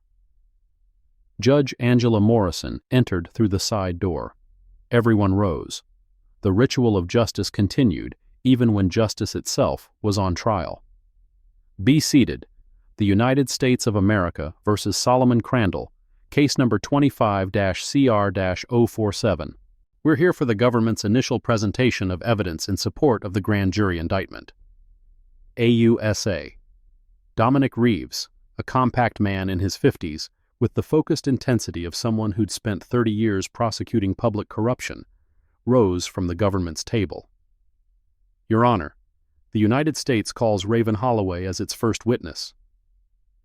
Raven walked to the stand, placed her hand on the Bible, swore to tell the truth, the whole truth, and nothing but the truth. Then she began. "Please state your name and professional background for the record." "My name is Raven Holloway. From 2012 to 2022, I served as an assistant United States attorney in the District of Columbia. During that time, I specialized in civil rights prosecutions under 18 U.S.C. Section 242 and related statutes." Murmurs rippled through the gallery. Crandall's lawyers leaned together in urgent whispered conference. "In 2018, I was asked to establish and direct the Department of Justice's Conviction Integrity Unit, a specialized division focused on identifying and remedying wrongful convictions resulting from prosecutorial or judicial misconduct. Reeves nodded. And what brought you to Clayton County, Alabama? Pattern analysis. Between 2012 and 2023, Clayton County had the highest conviction rate in the state, 94.7%. It also had the highest percentage of defendants sentenced to CoreCivic-operated facilities, and it had the lowest rate of successful appeals. She paused. Those patterns suggested systemic problems that warranted investigation. Objection. Crandall's lead attorney, a silver-haired man named Whitmore who charged $800 an hour, rose from his chair. The witness is offering conclusions beyond her expertise. Overruled. Ms. Holloway's expertise in identifying patterns of prosecutorial and judicial misconduct is precisely why she's here. Continue. Raven continued. She described the 18 months of preliminary investigation, the financial connections between CoreCivic PAC and Crandall's campaign committee, the witness statements from Rosa Fleming and others who'd been threatened into silence, the documentation she'd gathered during her time at Clayton County Jail. Then she described the night she was arrested. At approximately 5:15 a.m. on February 28th, Sheriff Otis Brantley and 4 deputies arrived at my motel room with a search warrant signed by Judge Crandall. The warrant was based on an anonymous tip that allegedly came in at 4 a.m., less than 12 hours after I'd filed a motion accusing Judge Crandall of corruption in open court. And what did the search reveal? Deputies found a plastic bag containing what appeared to be cocaine in a nightstand drawer, a drawer I had never opened, a drawer that had been empty when I checked in and remained empty throughout my stay. How can you be certain? Because I documented everything. Photographs of the room when I arrived, daily logs of my activities, time-stamped images of my belongings and their locations. She turned to face the gallery. I was in Clayton County to investigate corruption. I expected retaliation. I prepared for it. Whitmore rose again. Objection. The witness is speculating about the motives of... Your Honor. Reeves cut him off. The witness is describing her methodology. The conclusions about motive are supported by the evidence we're about to present. Overruled. Continue, Mr. Reeves. The evidence took 3 hours to present. Wire transfer records showing $217,000 flowing from CoreCivic through shell packs to Crandall's campaign fund over 10 years. Sentencing data showing that 78% of Crandall's defendants were black, in a county where black residents made up only 34% of the population. Grievance forms documenting systematic obstruction at Clayton County Jail. Audio recordings from FBI surveillance, not from fictional devices in mattresses, capturing conversations between Crandall, Brantley, and Crowder about handling the threat Raven represented. And finally, the testimony of Rosa Fleming. The elderly woman walked to the stand with the careful steps of someone who'd been afraid for 17 years and was finally ready to stop running. Mrs. Fleming, please describe what happened in 2007 when you tried to provide an alibi for Marcus Webb. I told the public defender, Dennis Holt, that Marcus was at church with me the night of the murder. 7 o'clock service. 40 people saw him there. Rosa's voice was steady now, strengthened by the presence of federal marshals and the knowledge that the people who'd threatened her were finally facing consequences. He said he'd call me to testify, but he never did. And what happened after the trial? A week before Marcus was sentenced, a deputy came to my house. Young man, big shoulders, mean eyes. Said if I kept talking about the alibi, my son would have problems. My son was 16, just got his license. Her jaw tightened. I knew what problems meant for a black boy driving in Clayton County. Do you see that deputy in the courtroom today? Rosa turned, scanned the defense table, the gallery, the row where corrections officers and sheriff's deputies sat waiting to hear their fates. Her finger pointed at Brick Crowder. That's him. He's older now, bigger, but I'd know those eyes anywhere. Crowder's face went pale. Sorry. The hearing lasted 2 days. When it was over, Judge Morrison took less than an hour to issue her ruling. The court finds sufficient evidence to support the grand jury's indictment on all counts. Defendants Solomon Crandall, Otis Brantley, Brick Crowder, and Fletcher Vance are ordered held without bail pending trial. She looked at each defendant in turn. The evidence presented demonstrates a systematic pattern of corruption that perverted the justice system of Clayton County for over 2 decades. This court will not allow that pattern to continue. Marshals moved forward with handcuffs. Crandall stood slowly, his face a mask of disbelief. 22 years of power. 22 years of untouchable authority, all of it ending with the click of metal on his wrists. As they led him past the witness stand, his eyes met Raven's one final time. "You destroyed everything," he said. "Everything I built." "No." Her voice was calm, final. "You destroyed it yourself. I just documented the destruction." They took him away. The trial lasted 14 months. 14 months of motions and countermotions. 14 months of witness testimony and expert analysis. 14 months of defense attorneys arguing that their clients were victims of overzealous federal prosecution, that the evidence was circumstantial, that pattern analysis wasn't proof of intent. The jury disagreed. Solomon Crandall, guilty on 17 of 19 counts. Mail fraud, honest services fraud, deprivation of rights under color of law. Sentence, 96 months in federal prison. Brick Crowder, guilty on 8 counts. Civil rights violations, witness tampering, obstruction of justice. Sentence, 60 months in federal prison. Otis Brantley, guilty on 5 counts. Conspiracy, obstruction. Sentence, 42 months in federal prison. Fletcher Vance, guilty on 3 counts. Conspiracy, obstruction. Disbarred by the Alabama State Bar. Sentence, 30 months in federal prison. Not everyone faced justice. Ivory Ashworth was never charged. The evidence connecting her to the conspiracy was circumstantial. Whispered conversations, social pressure, the informal enforcement of community norms. Not enough for a federal indictment, not enough for accountability. Dennis Holt, the public defender who'd sabotaged Marcus Webb's case, had died 2 years before the investigation concluded. His sins would never be punished by any earthly court. CoreCivic paid a $4.7 million settlement to avoid further federal scrutiny. They admitted no wrongdoing. Their contracts with the state of Alabama remained in force. The system had been wounded. It hadn't been killed, but Marcus Webb was free. The exoneration hearing took place in the same Birmingham courthouse where Crandall had been convicted. Marcus Webb sat at the petitioner's table in a suit that didn't quite fit. Prison had changed his body, shrunk it in some places, and hardened it in others. His wife, Esther, sat behind him, clutching their daughter's hand. Their granddaughter, a girl of 7 who'd never known her grandfather outside of prison visiting rooms, watched with wide eyes that didn't fully understand what was happening. Judge Morrison reviewed the file, read the motion, looked at the man who'd lost 17 years of his life to corruption and convenience. "Mr. Webb, this court has reviewed the newly discovered evidence in your case. Rosa Fleming's testimony establishes that you were 14 miles from the crime scene at the time of the murder.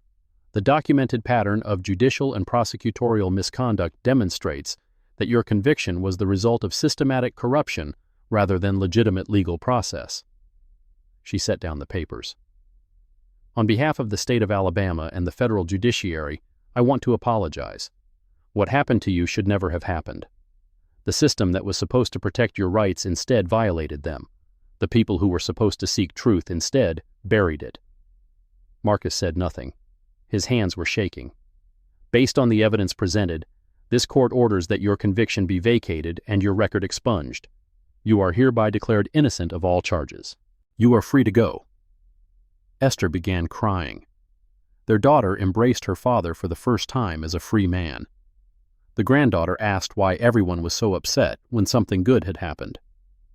Raven watched from the gallery. She'd been asked to attend. Marcus had requested it, but she stayed in the back, away from the cameras, away from the celebration. This wasn't her victory. It was his. After the hearing, Marcus found her near the courthouse exit. "Ms. Holloway, I wanted to thank you." "You don't have to thank me." "I do. 17 years I spent in that cell. 17 years writing appeals that got denied. 17 years watching my family grow up through thick glass and phone calls that got cut off after 15 minutes. His eyes were wet, but his voice was steady. "You gave me back whatever time I have left. That means everything." "I'm sorry it took so long." "Me too. But you came. That's what matters." He extended his hand.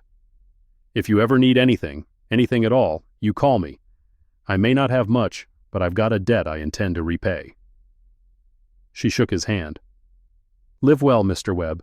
That's the only repayment I need." The reforms came slowly, as reforms always do. Clayton County signed a consent decree with the Department of Justice. Federal monitors were appointed to oversee the sheriff's department and the court system. Body camera requirements were implemented. Evidence handling procedures were audited. Training programs were revised. New judges were appointed. New prosecutors were hired. New policies were written in language that emphasized accountability and transparency, and all the other words that looked good in press releases. Whether any of it would survive the inevitable backlash remained to be seen. Institutions had immune systems. They absorbed change without changing. They promised reform and delivered performance. They waited for attention to shift elsewhere, then returned to the patterns that had sustained them. But 12 wrongful convictions were overturned in the 2 years following Crandall's prosecution. 12 people walked free who should never have been imprisoned. 12 families were reunited after years of separation. 35 more cases remained under review. The work continued. And Raven Holloway continued with it. Chicago. The call came on a Thursday afternoon, 3 years after Crandall's conviction. "Ms. Holloway, this is Senator Patricia Okonkwo's office. The senator would like to discuss your potential nomination to the 11th Circuit Court of Appeals." Raven set down the file she'd been reviewing. Another wrongful conviction case. Another pattern of suppressed evidence. Another life waiting to be reclaimed. "I'm listening." The confirmation process took 11 months. Hearings before the Senate Judiciary Committee. Questions about her prosecutorial record, her time at the DOJ, her role in the Clayton County investigation. Opposition from senators who saw federal oversight as government overreach. Support from senators who saw judicial integrity as non-negotiable. The vote was 53 to 47. Judge Raven Holloway took her oath of office on a January morning, standing in the same Birmingham courthouse where she'd watched Solomon Crandall led away in handcuffs. The ceremony was small. She'd requested it that way, but the weight of the moment was enormous. She was the third black woman to serve on the 11th Circuit, the first former DOJ Conviction Integrity Unit director to become a federal appellate judge, the first person to have been arrested, imprisoned, and exonerated on fabricated charges before ascending to the bench. Her robes felt heavier than she'd expected, but she'd earned the right to wear them.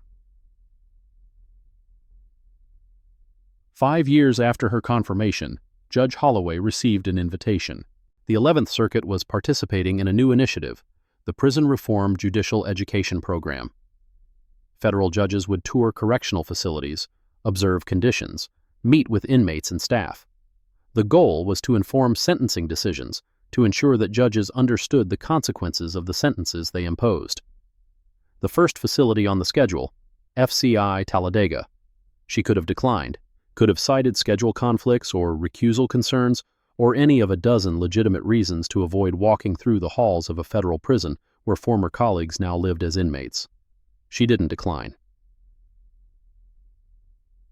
FCI Talladega was a medium-security facility that housed approximately 850 inmates.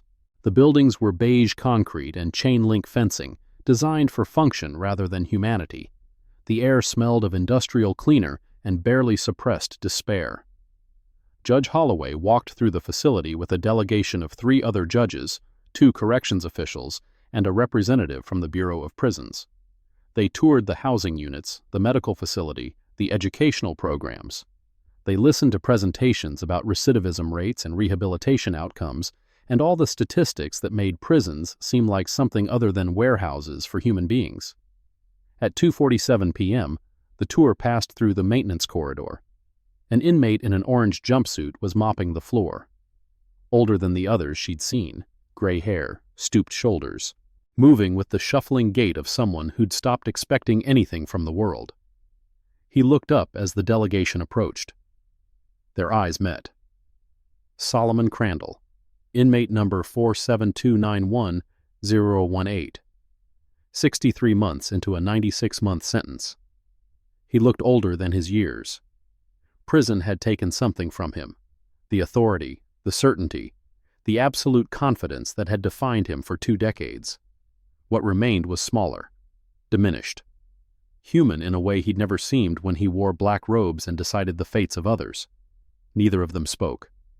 What was there to say? She had documented his crimes. He had fabricated charges against her. She had testified at his trial. He had been convicted by a jury of his peers. She now wore the robes of a federal judge. He now wore the uniform of a federal inmate. The scales had balanced. Not perfectly, they never balanced perfectly, but enough.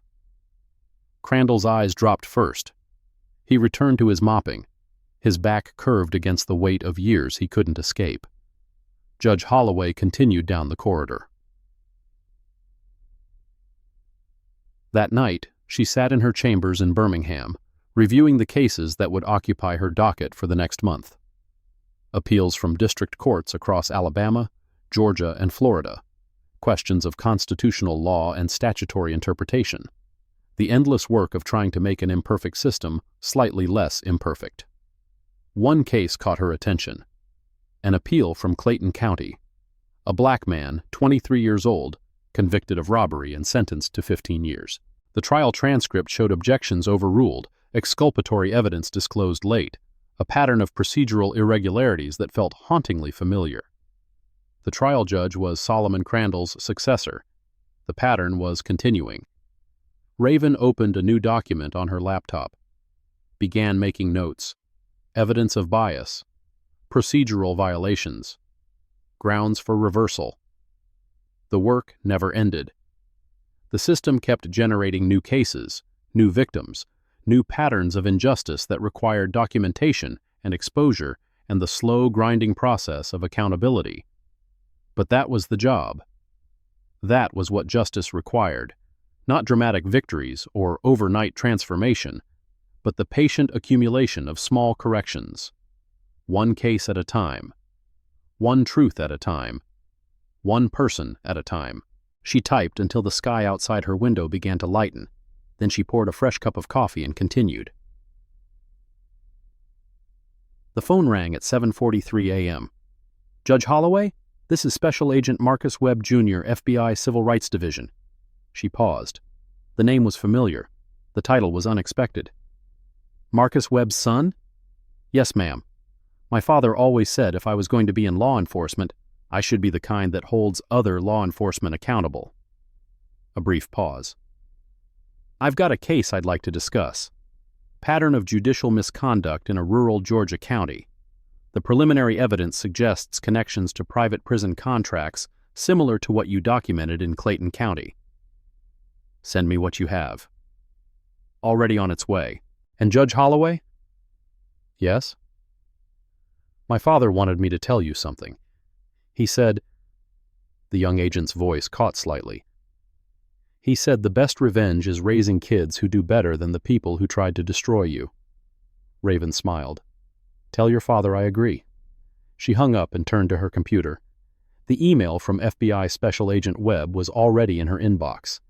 Attached files, pattern analysis, witness statements, financial records. Another case, another pattern, another opportunity to document the destruction that powerful people inflicted on powerless victims. She opened the first file and began to read. Outside her window, the sun rose over Birmingham. Traffic began to flow on the streets below. The city woke up and went about its business, unaware of the quiet battles being fought in courtrooms and conference rooms, and the cramped offices of people who refused to accept that injustice was inevitable. Judge Raven Holloway had been many things in her life: a prosecutor, an investigator, a prisoner, a witness, a target, a survivor. Now she was something else. She was the system working the way it was supposed to work, and she intended to keep working until the day she died.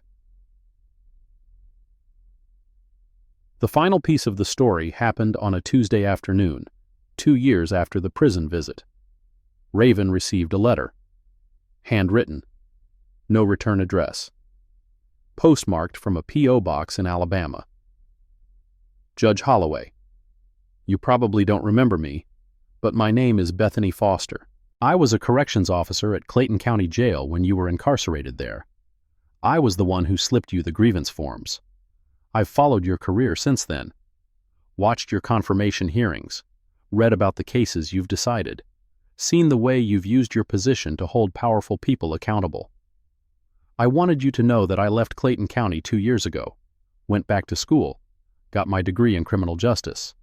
Now I'm working as an investigator for the Alabama Equal Justice Initiative, helping identify wrongful convictions across the state. You probably don't remember what you said to me the day you were released, but I do. You said, "The system only changes when people inside it decide to change it." I decided. Thank you for showing me that it was possible. Bethany Foster. Raven read the letter twice. Then she filed it in a folder she kept in her desk drawer, a folder filled with similar letters from people whose lives had intersected with hers at moments of crisis and transformation. Not every story ended with a letter. Not every seed she planted grew into something visible. But enough of them did. Enough to prove that change was possible. Enough to justify the years of documentation and testimony and the slow accumulation of evidence against systems that protected themselves at the expense of the people they were supposed to serve. She picked up her pen and began drafting a response. Dear Ms. Foster, I remember you. I remember the grievance forms you risked your job to provide. I remember the small kindnesses that made an impossible situation survivable. Thank you for deciding to change the system from the inside. Thank you for becoming the kind of person you needed when you were just starting out. The work is never finished, but every person who joins it makes the ending a little closer. If you ever need anything, advice, a recommendation, someone to talk to when the work feels impossible, you know where to find me. With gratitude and respect, Judge Raven Holloway. She sealed the envelope, addressed it to the Equal Justice Initiative, and placed it in her outgoing mail. Then she turned back to her computer, opened the next case file, and continued the work that never ended. Because justice wasn't a destination. It was a road, and the road went on forever. 7 years after Solomon Crandall traded his robes for an orange jumpsuit, Judge Raven Holloway received a phone call that would pull her back to Clayton County one final time. Judge Holloway, this is Pastor Isaiah Tatum, Amos Tatum's grandson. She set down the appellate brief she'd been reviewing. The name triggered memories she'd carefully filed away. The elderly pastor who'd given her the shoebox full of Marcus Webb's letters, whose church had failed 3 consecutive fire inspections after he started asking questions, who'd died quietly in his sleep 2 years after Crandall's conviction, without ever seeing the full scope of the reforms his courage had helped create. I remember your grandfather. He was a brave man. Yes, ma'am, he was. That's actually why I'm calling. The young pastor's voice carried the weight of something he'd been carrying alone for too long. We're dedicating a new community center next month, the Amos Tatum Justice Center. It's going to house legal aid services, a community mediation program, and a documentation archive for civil rights cases in Clayton County. That sounds like a fitting tribute. We'd like you to speak at the dedication ceremony. My grandfather always said you were the one who finally broke through, who showed people that fighting back was possible. A pause. It would mean everything to the community if you'd come back. Raven looked out her window at the Birmingham skyline. 7 years since she'd set foot in Clayton County. 7 years since she'd walked out of that jail with 89 days of documentation, and a determination to make sure no one else suffered what she'd suffered. She'd told herself she was done with that place, that the work there was finished, that other battles needed her attention now. But some debts couldn't be repaid from a distance. "Send me the details. I'll be there." The drive from Birmingham to Clayton County took 2 hours through countryside that hadn't changed much since her last visit.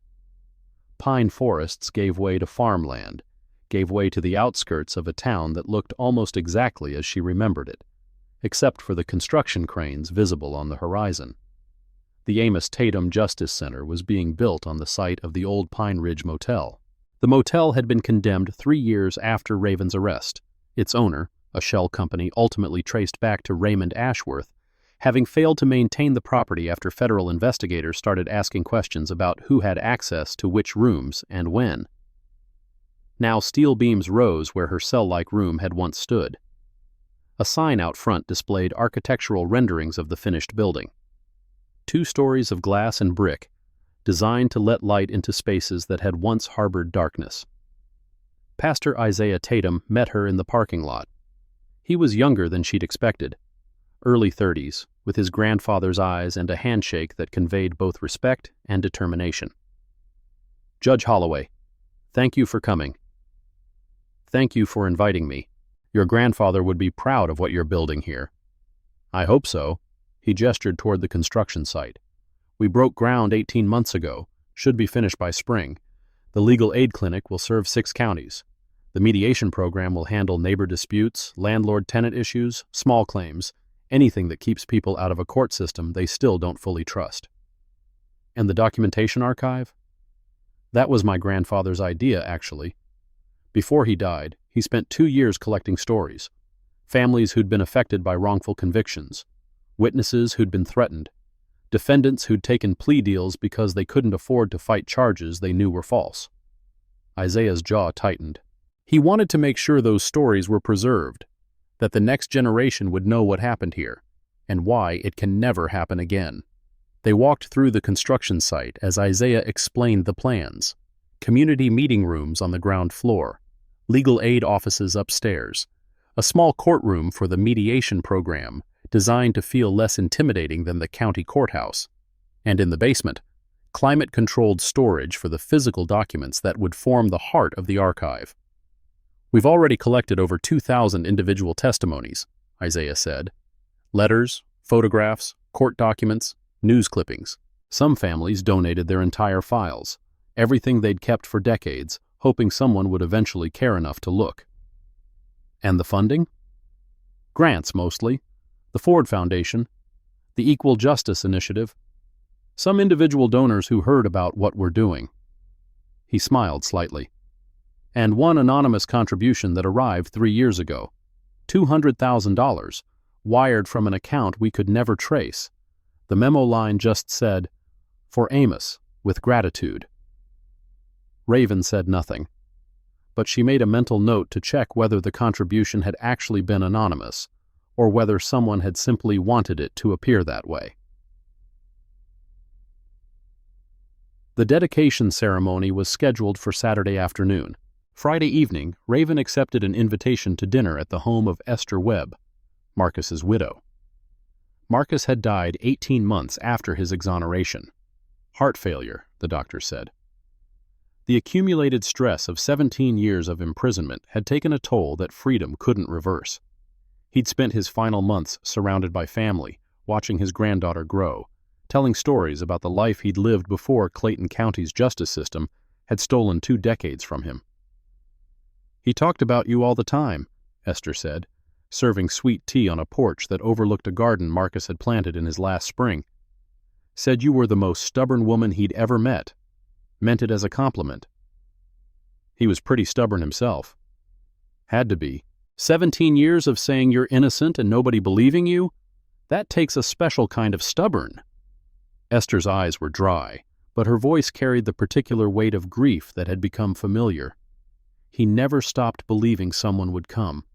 Even when I told him to give up, to accept the plea deals they kept offering, he said no. Said the truth would come out eventually. He was right." He was, but it cost him. She looked out at the garden, tomatoes and peppers and collard greens growing in neat rows. The doctors said his heart was damaged. Stress cardiomyopathy, they called it. 17 years of constant fear and hopelessness did something to him that couldn't be undone. I'm sorry. Don't be. You gave him 18 months of freedom.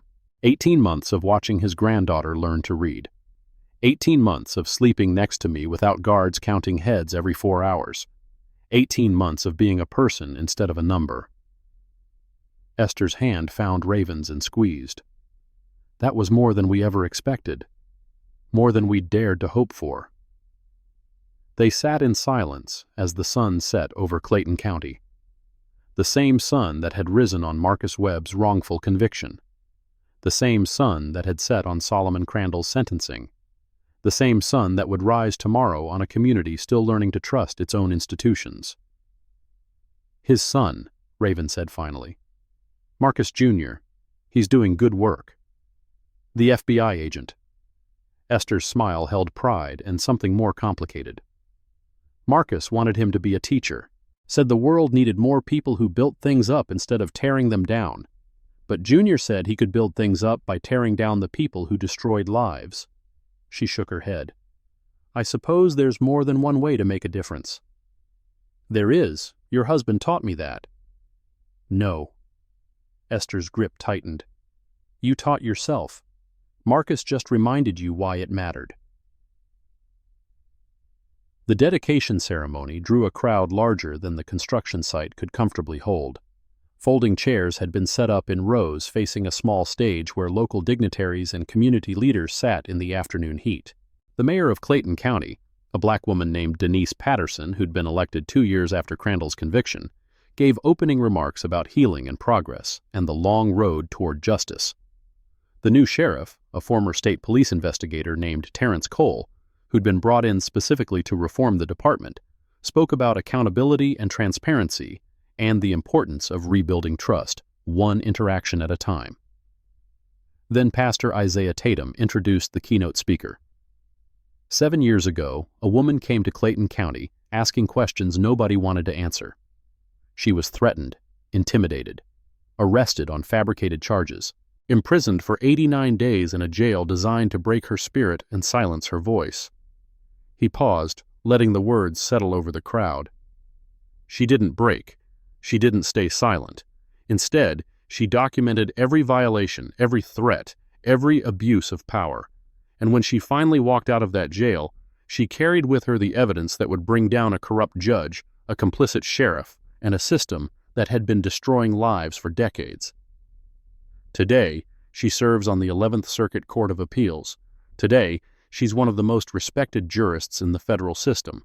Today, she came back to Clayton County, not as a prisoner, not as a witness, but as a symbol of what's possible when one person refuses to accept that injustice is inevitable. Please welcome Judge Raven Holloway. The applause was thunderous. Raven walked to the podium, looking out at faces that represented every chapter of the story she'd helped write. Esther Webb in the front row, dabbing her eyes with a handkerchief. Rosa Fleming, 92 years old now, frail but fierce, seated in a wheelchair beside her son. Bethany Foster, the former corrections officer, standing near the back with colleagues from the Equal Justice Initiative. And in the middle of the crowd, a face she hadn't expected to see. Dahlia Glover, the woman who'd been her cellmate in Block C, the woman who'd refused to testify against her even when threatened with additional years, the woman who'd been transferred to state prison without warning and had seemed to vanish from the system entirely. Their eyes met. Dahlia nodded once, acknowledgement, respect, something that might have been gratitude. Raven turned to the microphone. I wasn't planning to give a speech today. I was planning to say a few words about Pastor Amos Tatum's courage, to acknowledge the work this community has done to heal itself, and to express my hope that the Amos Tatum Justice Center would serve as a model for communities across this country. She paused. But standing here, looking at all of you, I realize that's not enough. Because what happened in Clayton County wasn't just about one corrupt judge or one complicit sheriff or one system that failed the people it was supposed to protect. It was about something much bigger, Something that's still happening in courtrooms and jails and police departments across America right now as I speak. The crowd was silent, attentive, waiting. 7 years ago, I came to this town believing that documentation was enough. That if I gathered enough evidence, filed enough grievances, created enough paper trails, the system would eventually correct itself. That the truth, once revealed, would automatically lead to justice.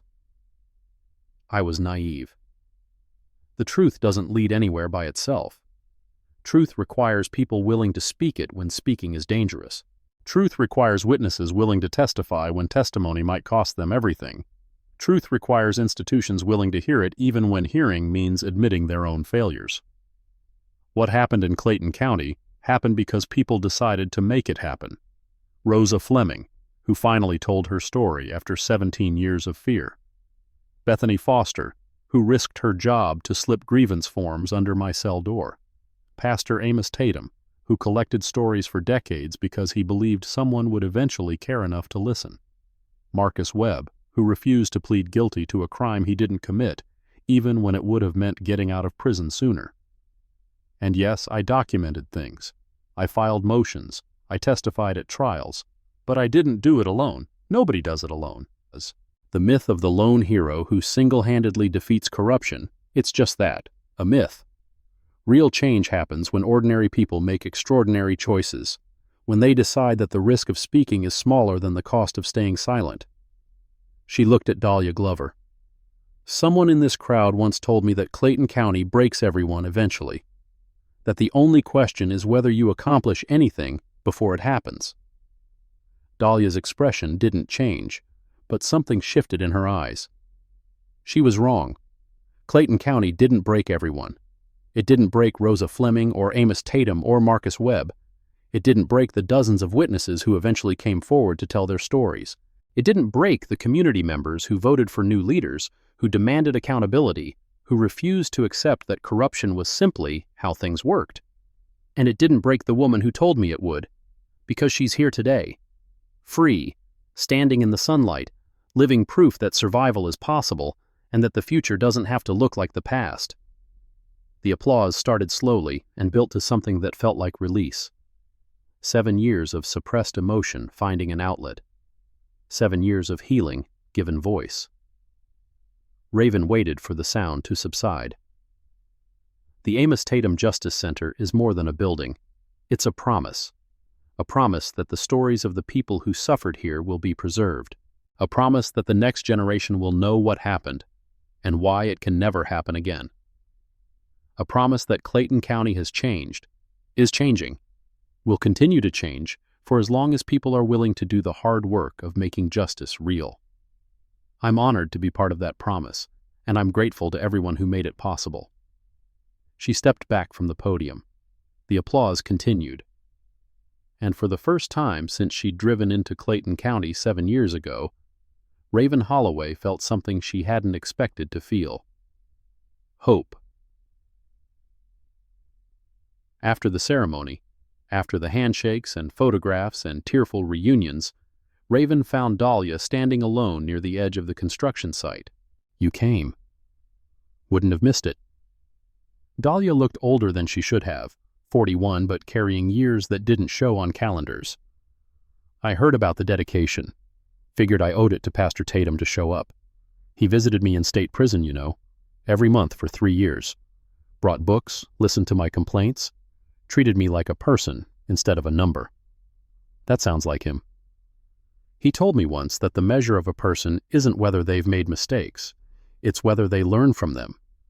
Dahlia's voice caught slightly. I've been learning. Slowly, but I've been learning. Where are you now? Montgomery. Got my GED while I was inside, then my associate's degree through a prison education program. Now I'm working toward my bachelor's, criminal justice, if you can believe it. She laughed, short and sharp. Turns out spending 5 years in the system gives you a pretty good understanding of how it works, and how it doesn't. I believe it. I'm also doing peer counseling. Women coming out of prison, trying to rebuild their lives, helping them navigate re-entry, jobs, housing, relationships with family members who may or may not want them back. Dahlia's eyes met Raven's. The stuff nobody tells you about when they talk about rehabilitation. That's important work. It's necessary work. Most of these women, they're not criminals. They're people who made bad decisions, or got caught up in situations they didn't know how to escape, or were simply in the wrong place at the wrong time. The system treats them like they're irredeemable, but they're not. Nobody is. Raven thought about all the files she'd reviewed in her years on the bench. All the defendants whose lives had been reduced to case numbers and sentencing guidelines. All the human beings behind the legal arguments and evidentiary exhibits. "You're right," she said. "Nobody is." They stood in silence for a moment, watching the sun descend toward the tree line. "I never thanked you properly," Dahlia said, "for what you did in there, for refusing to give up even when they threw everything they had at you. You didn't give up either. They offered you a deal to testify against me. You refused. That wasn't courage, that was stubbornness." Dahlia smiled, a real smile, the first Raven had seen from her. "Crowder wanted me to lie.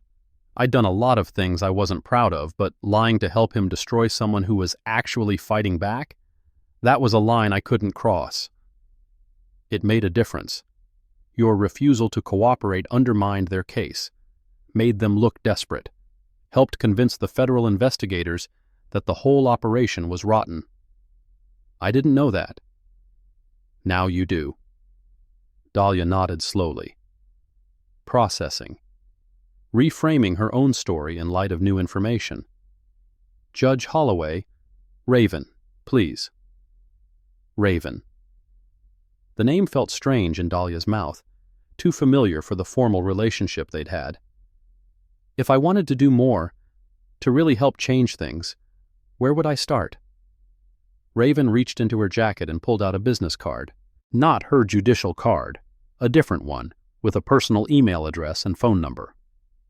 "Start by finishing your degree, then contact me. The Conviction Integrity Unit is always looking for people who understand the system from the inside, people who can spot the patterns that lawyers and judges miss because they've never lived them." Dahlia took the card, studied it, looked up with an expression that mixed disbelief and determination. "You'd trust me with that? After everything?" "I'd trust you because of everything. The system needs people who've seen its worst and still believe it can be better. Those are the people who change things." The drive back to Birmingham took longer than the drive out. Raven found herself stopping at viewpoints, pulling over to watch the sunset paint the Alabama hills in shades of orange and purple, thinking about everything that had happened and everything that remained to be done. Her phone buzzed with a message from Agent Marcus Webb, Jr. New case developing. Georgia County this time. Same patterns, different names. Ready when you are. She typed a reply. "Send the files. I'll review tonight." The work never ended. The patterns repeated. The system kept generating new victims who needed advocates and new villains who needed exposure.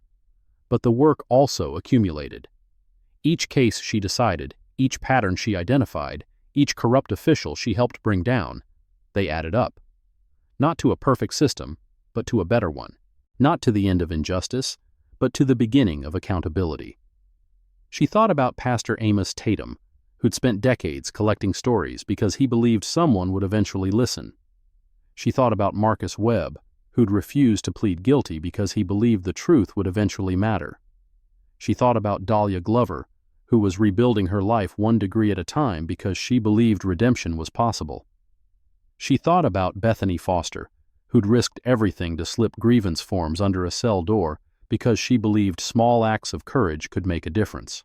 And she thought about herself, the woman who'd walked into Clayton County 7 years ago believing she could document corruption into submission, who'd learned that documentation was just the beginning, who'd discovered that real change required not just evidence, but people willing to act on it.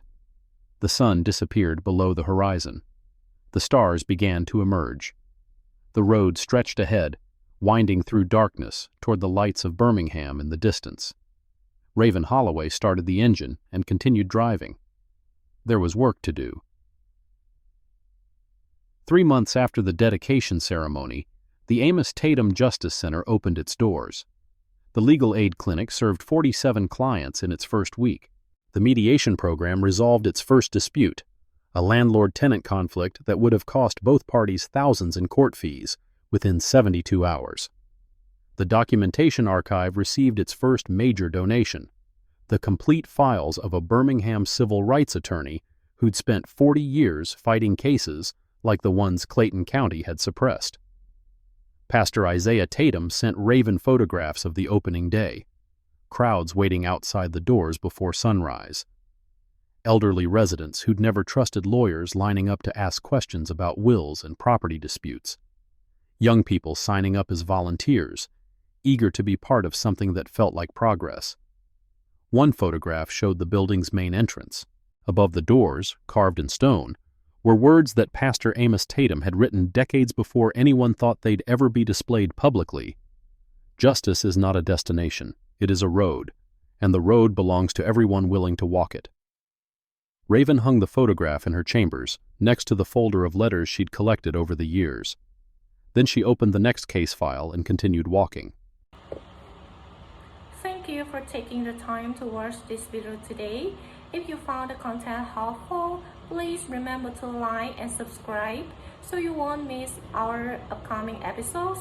If you have any questions or suggestions, feel free to leave a comment below.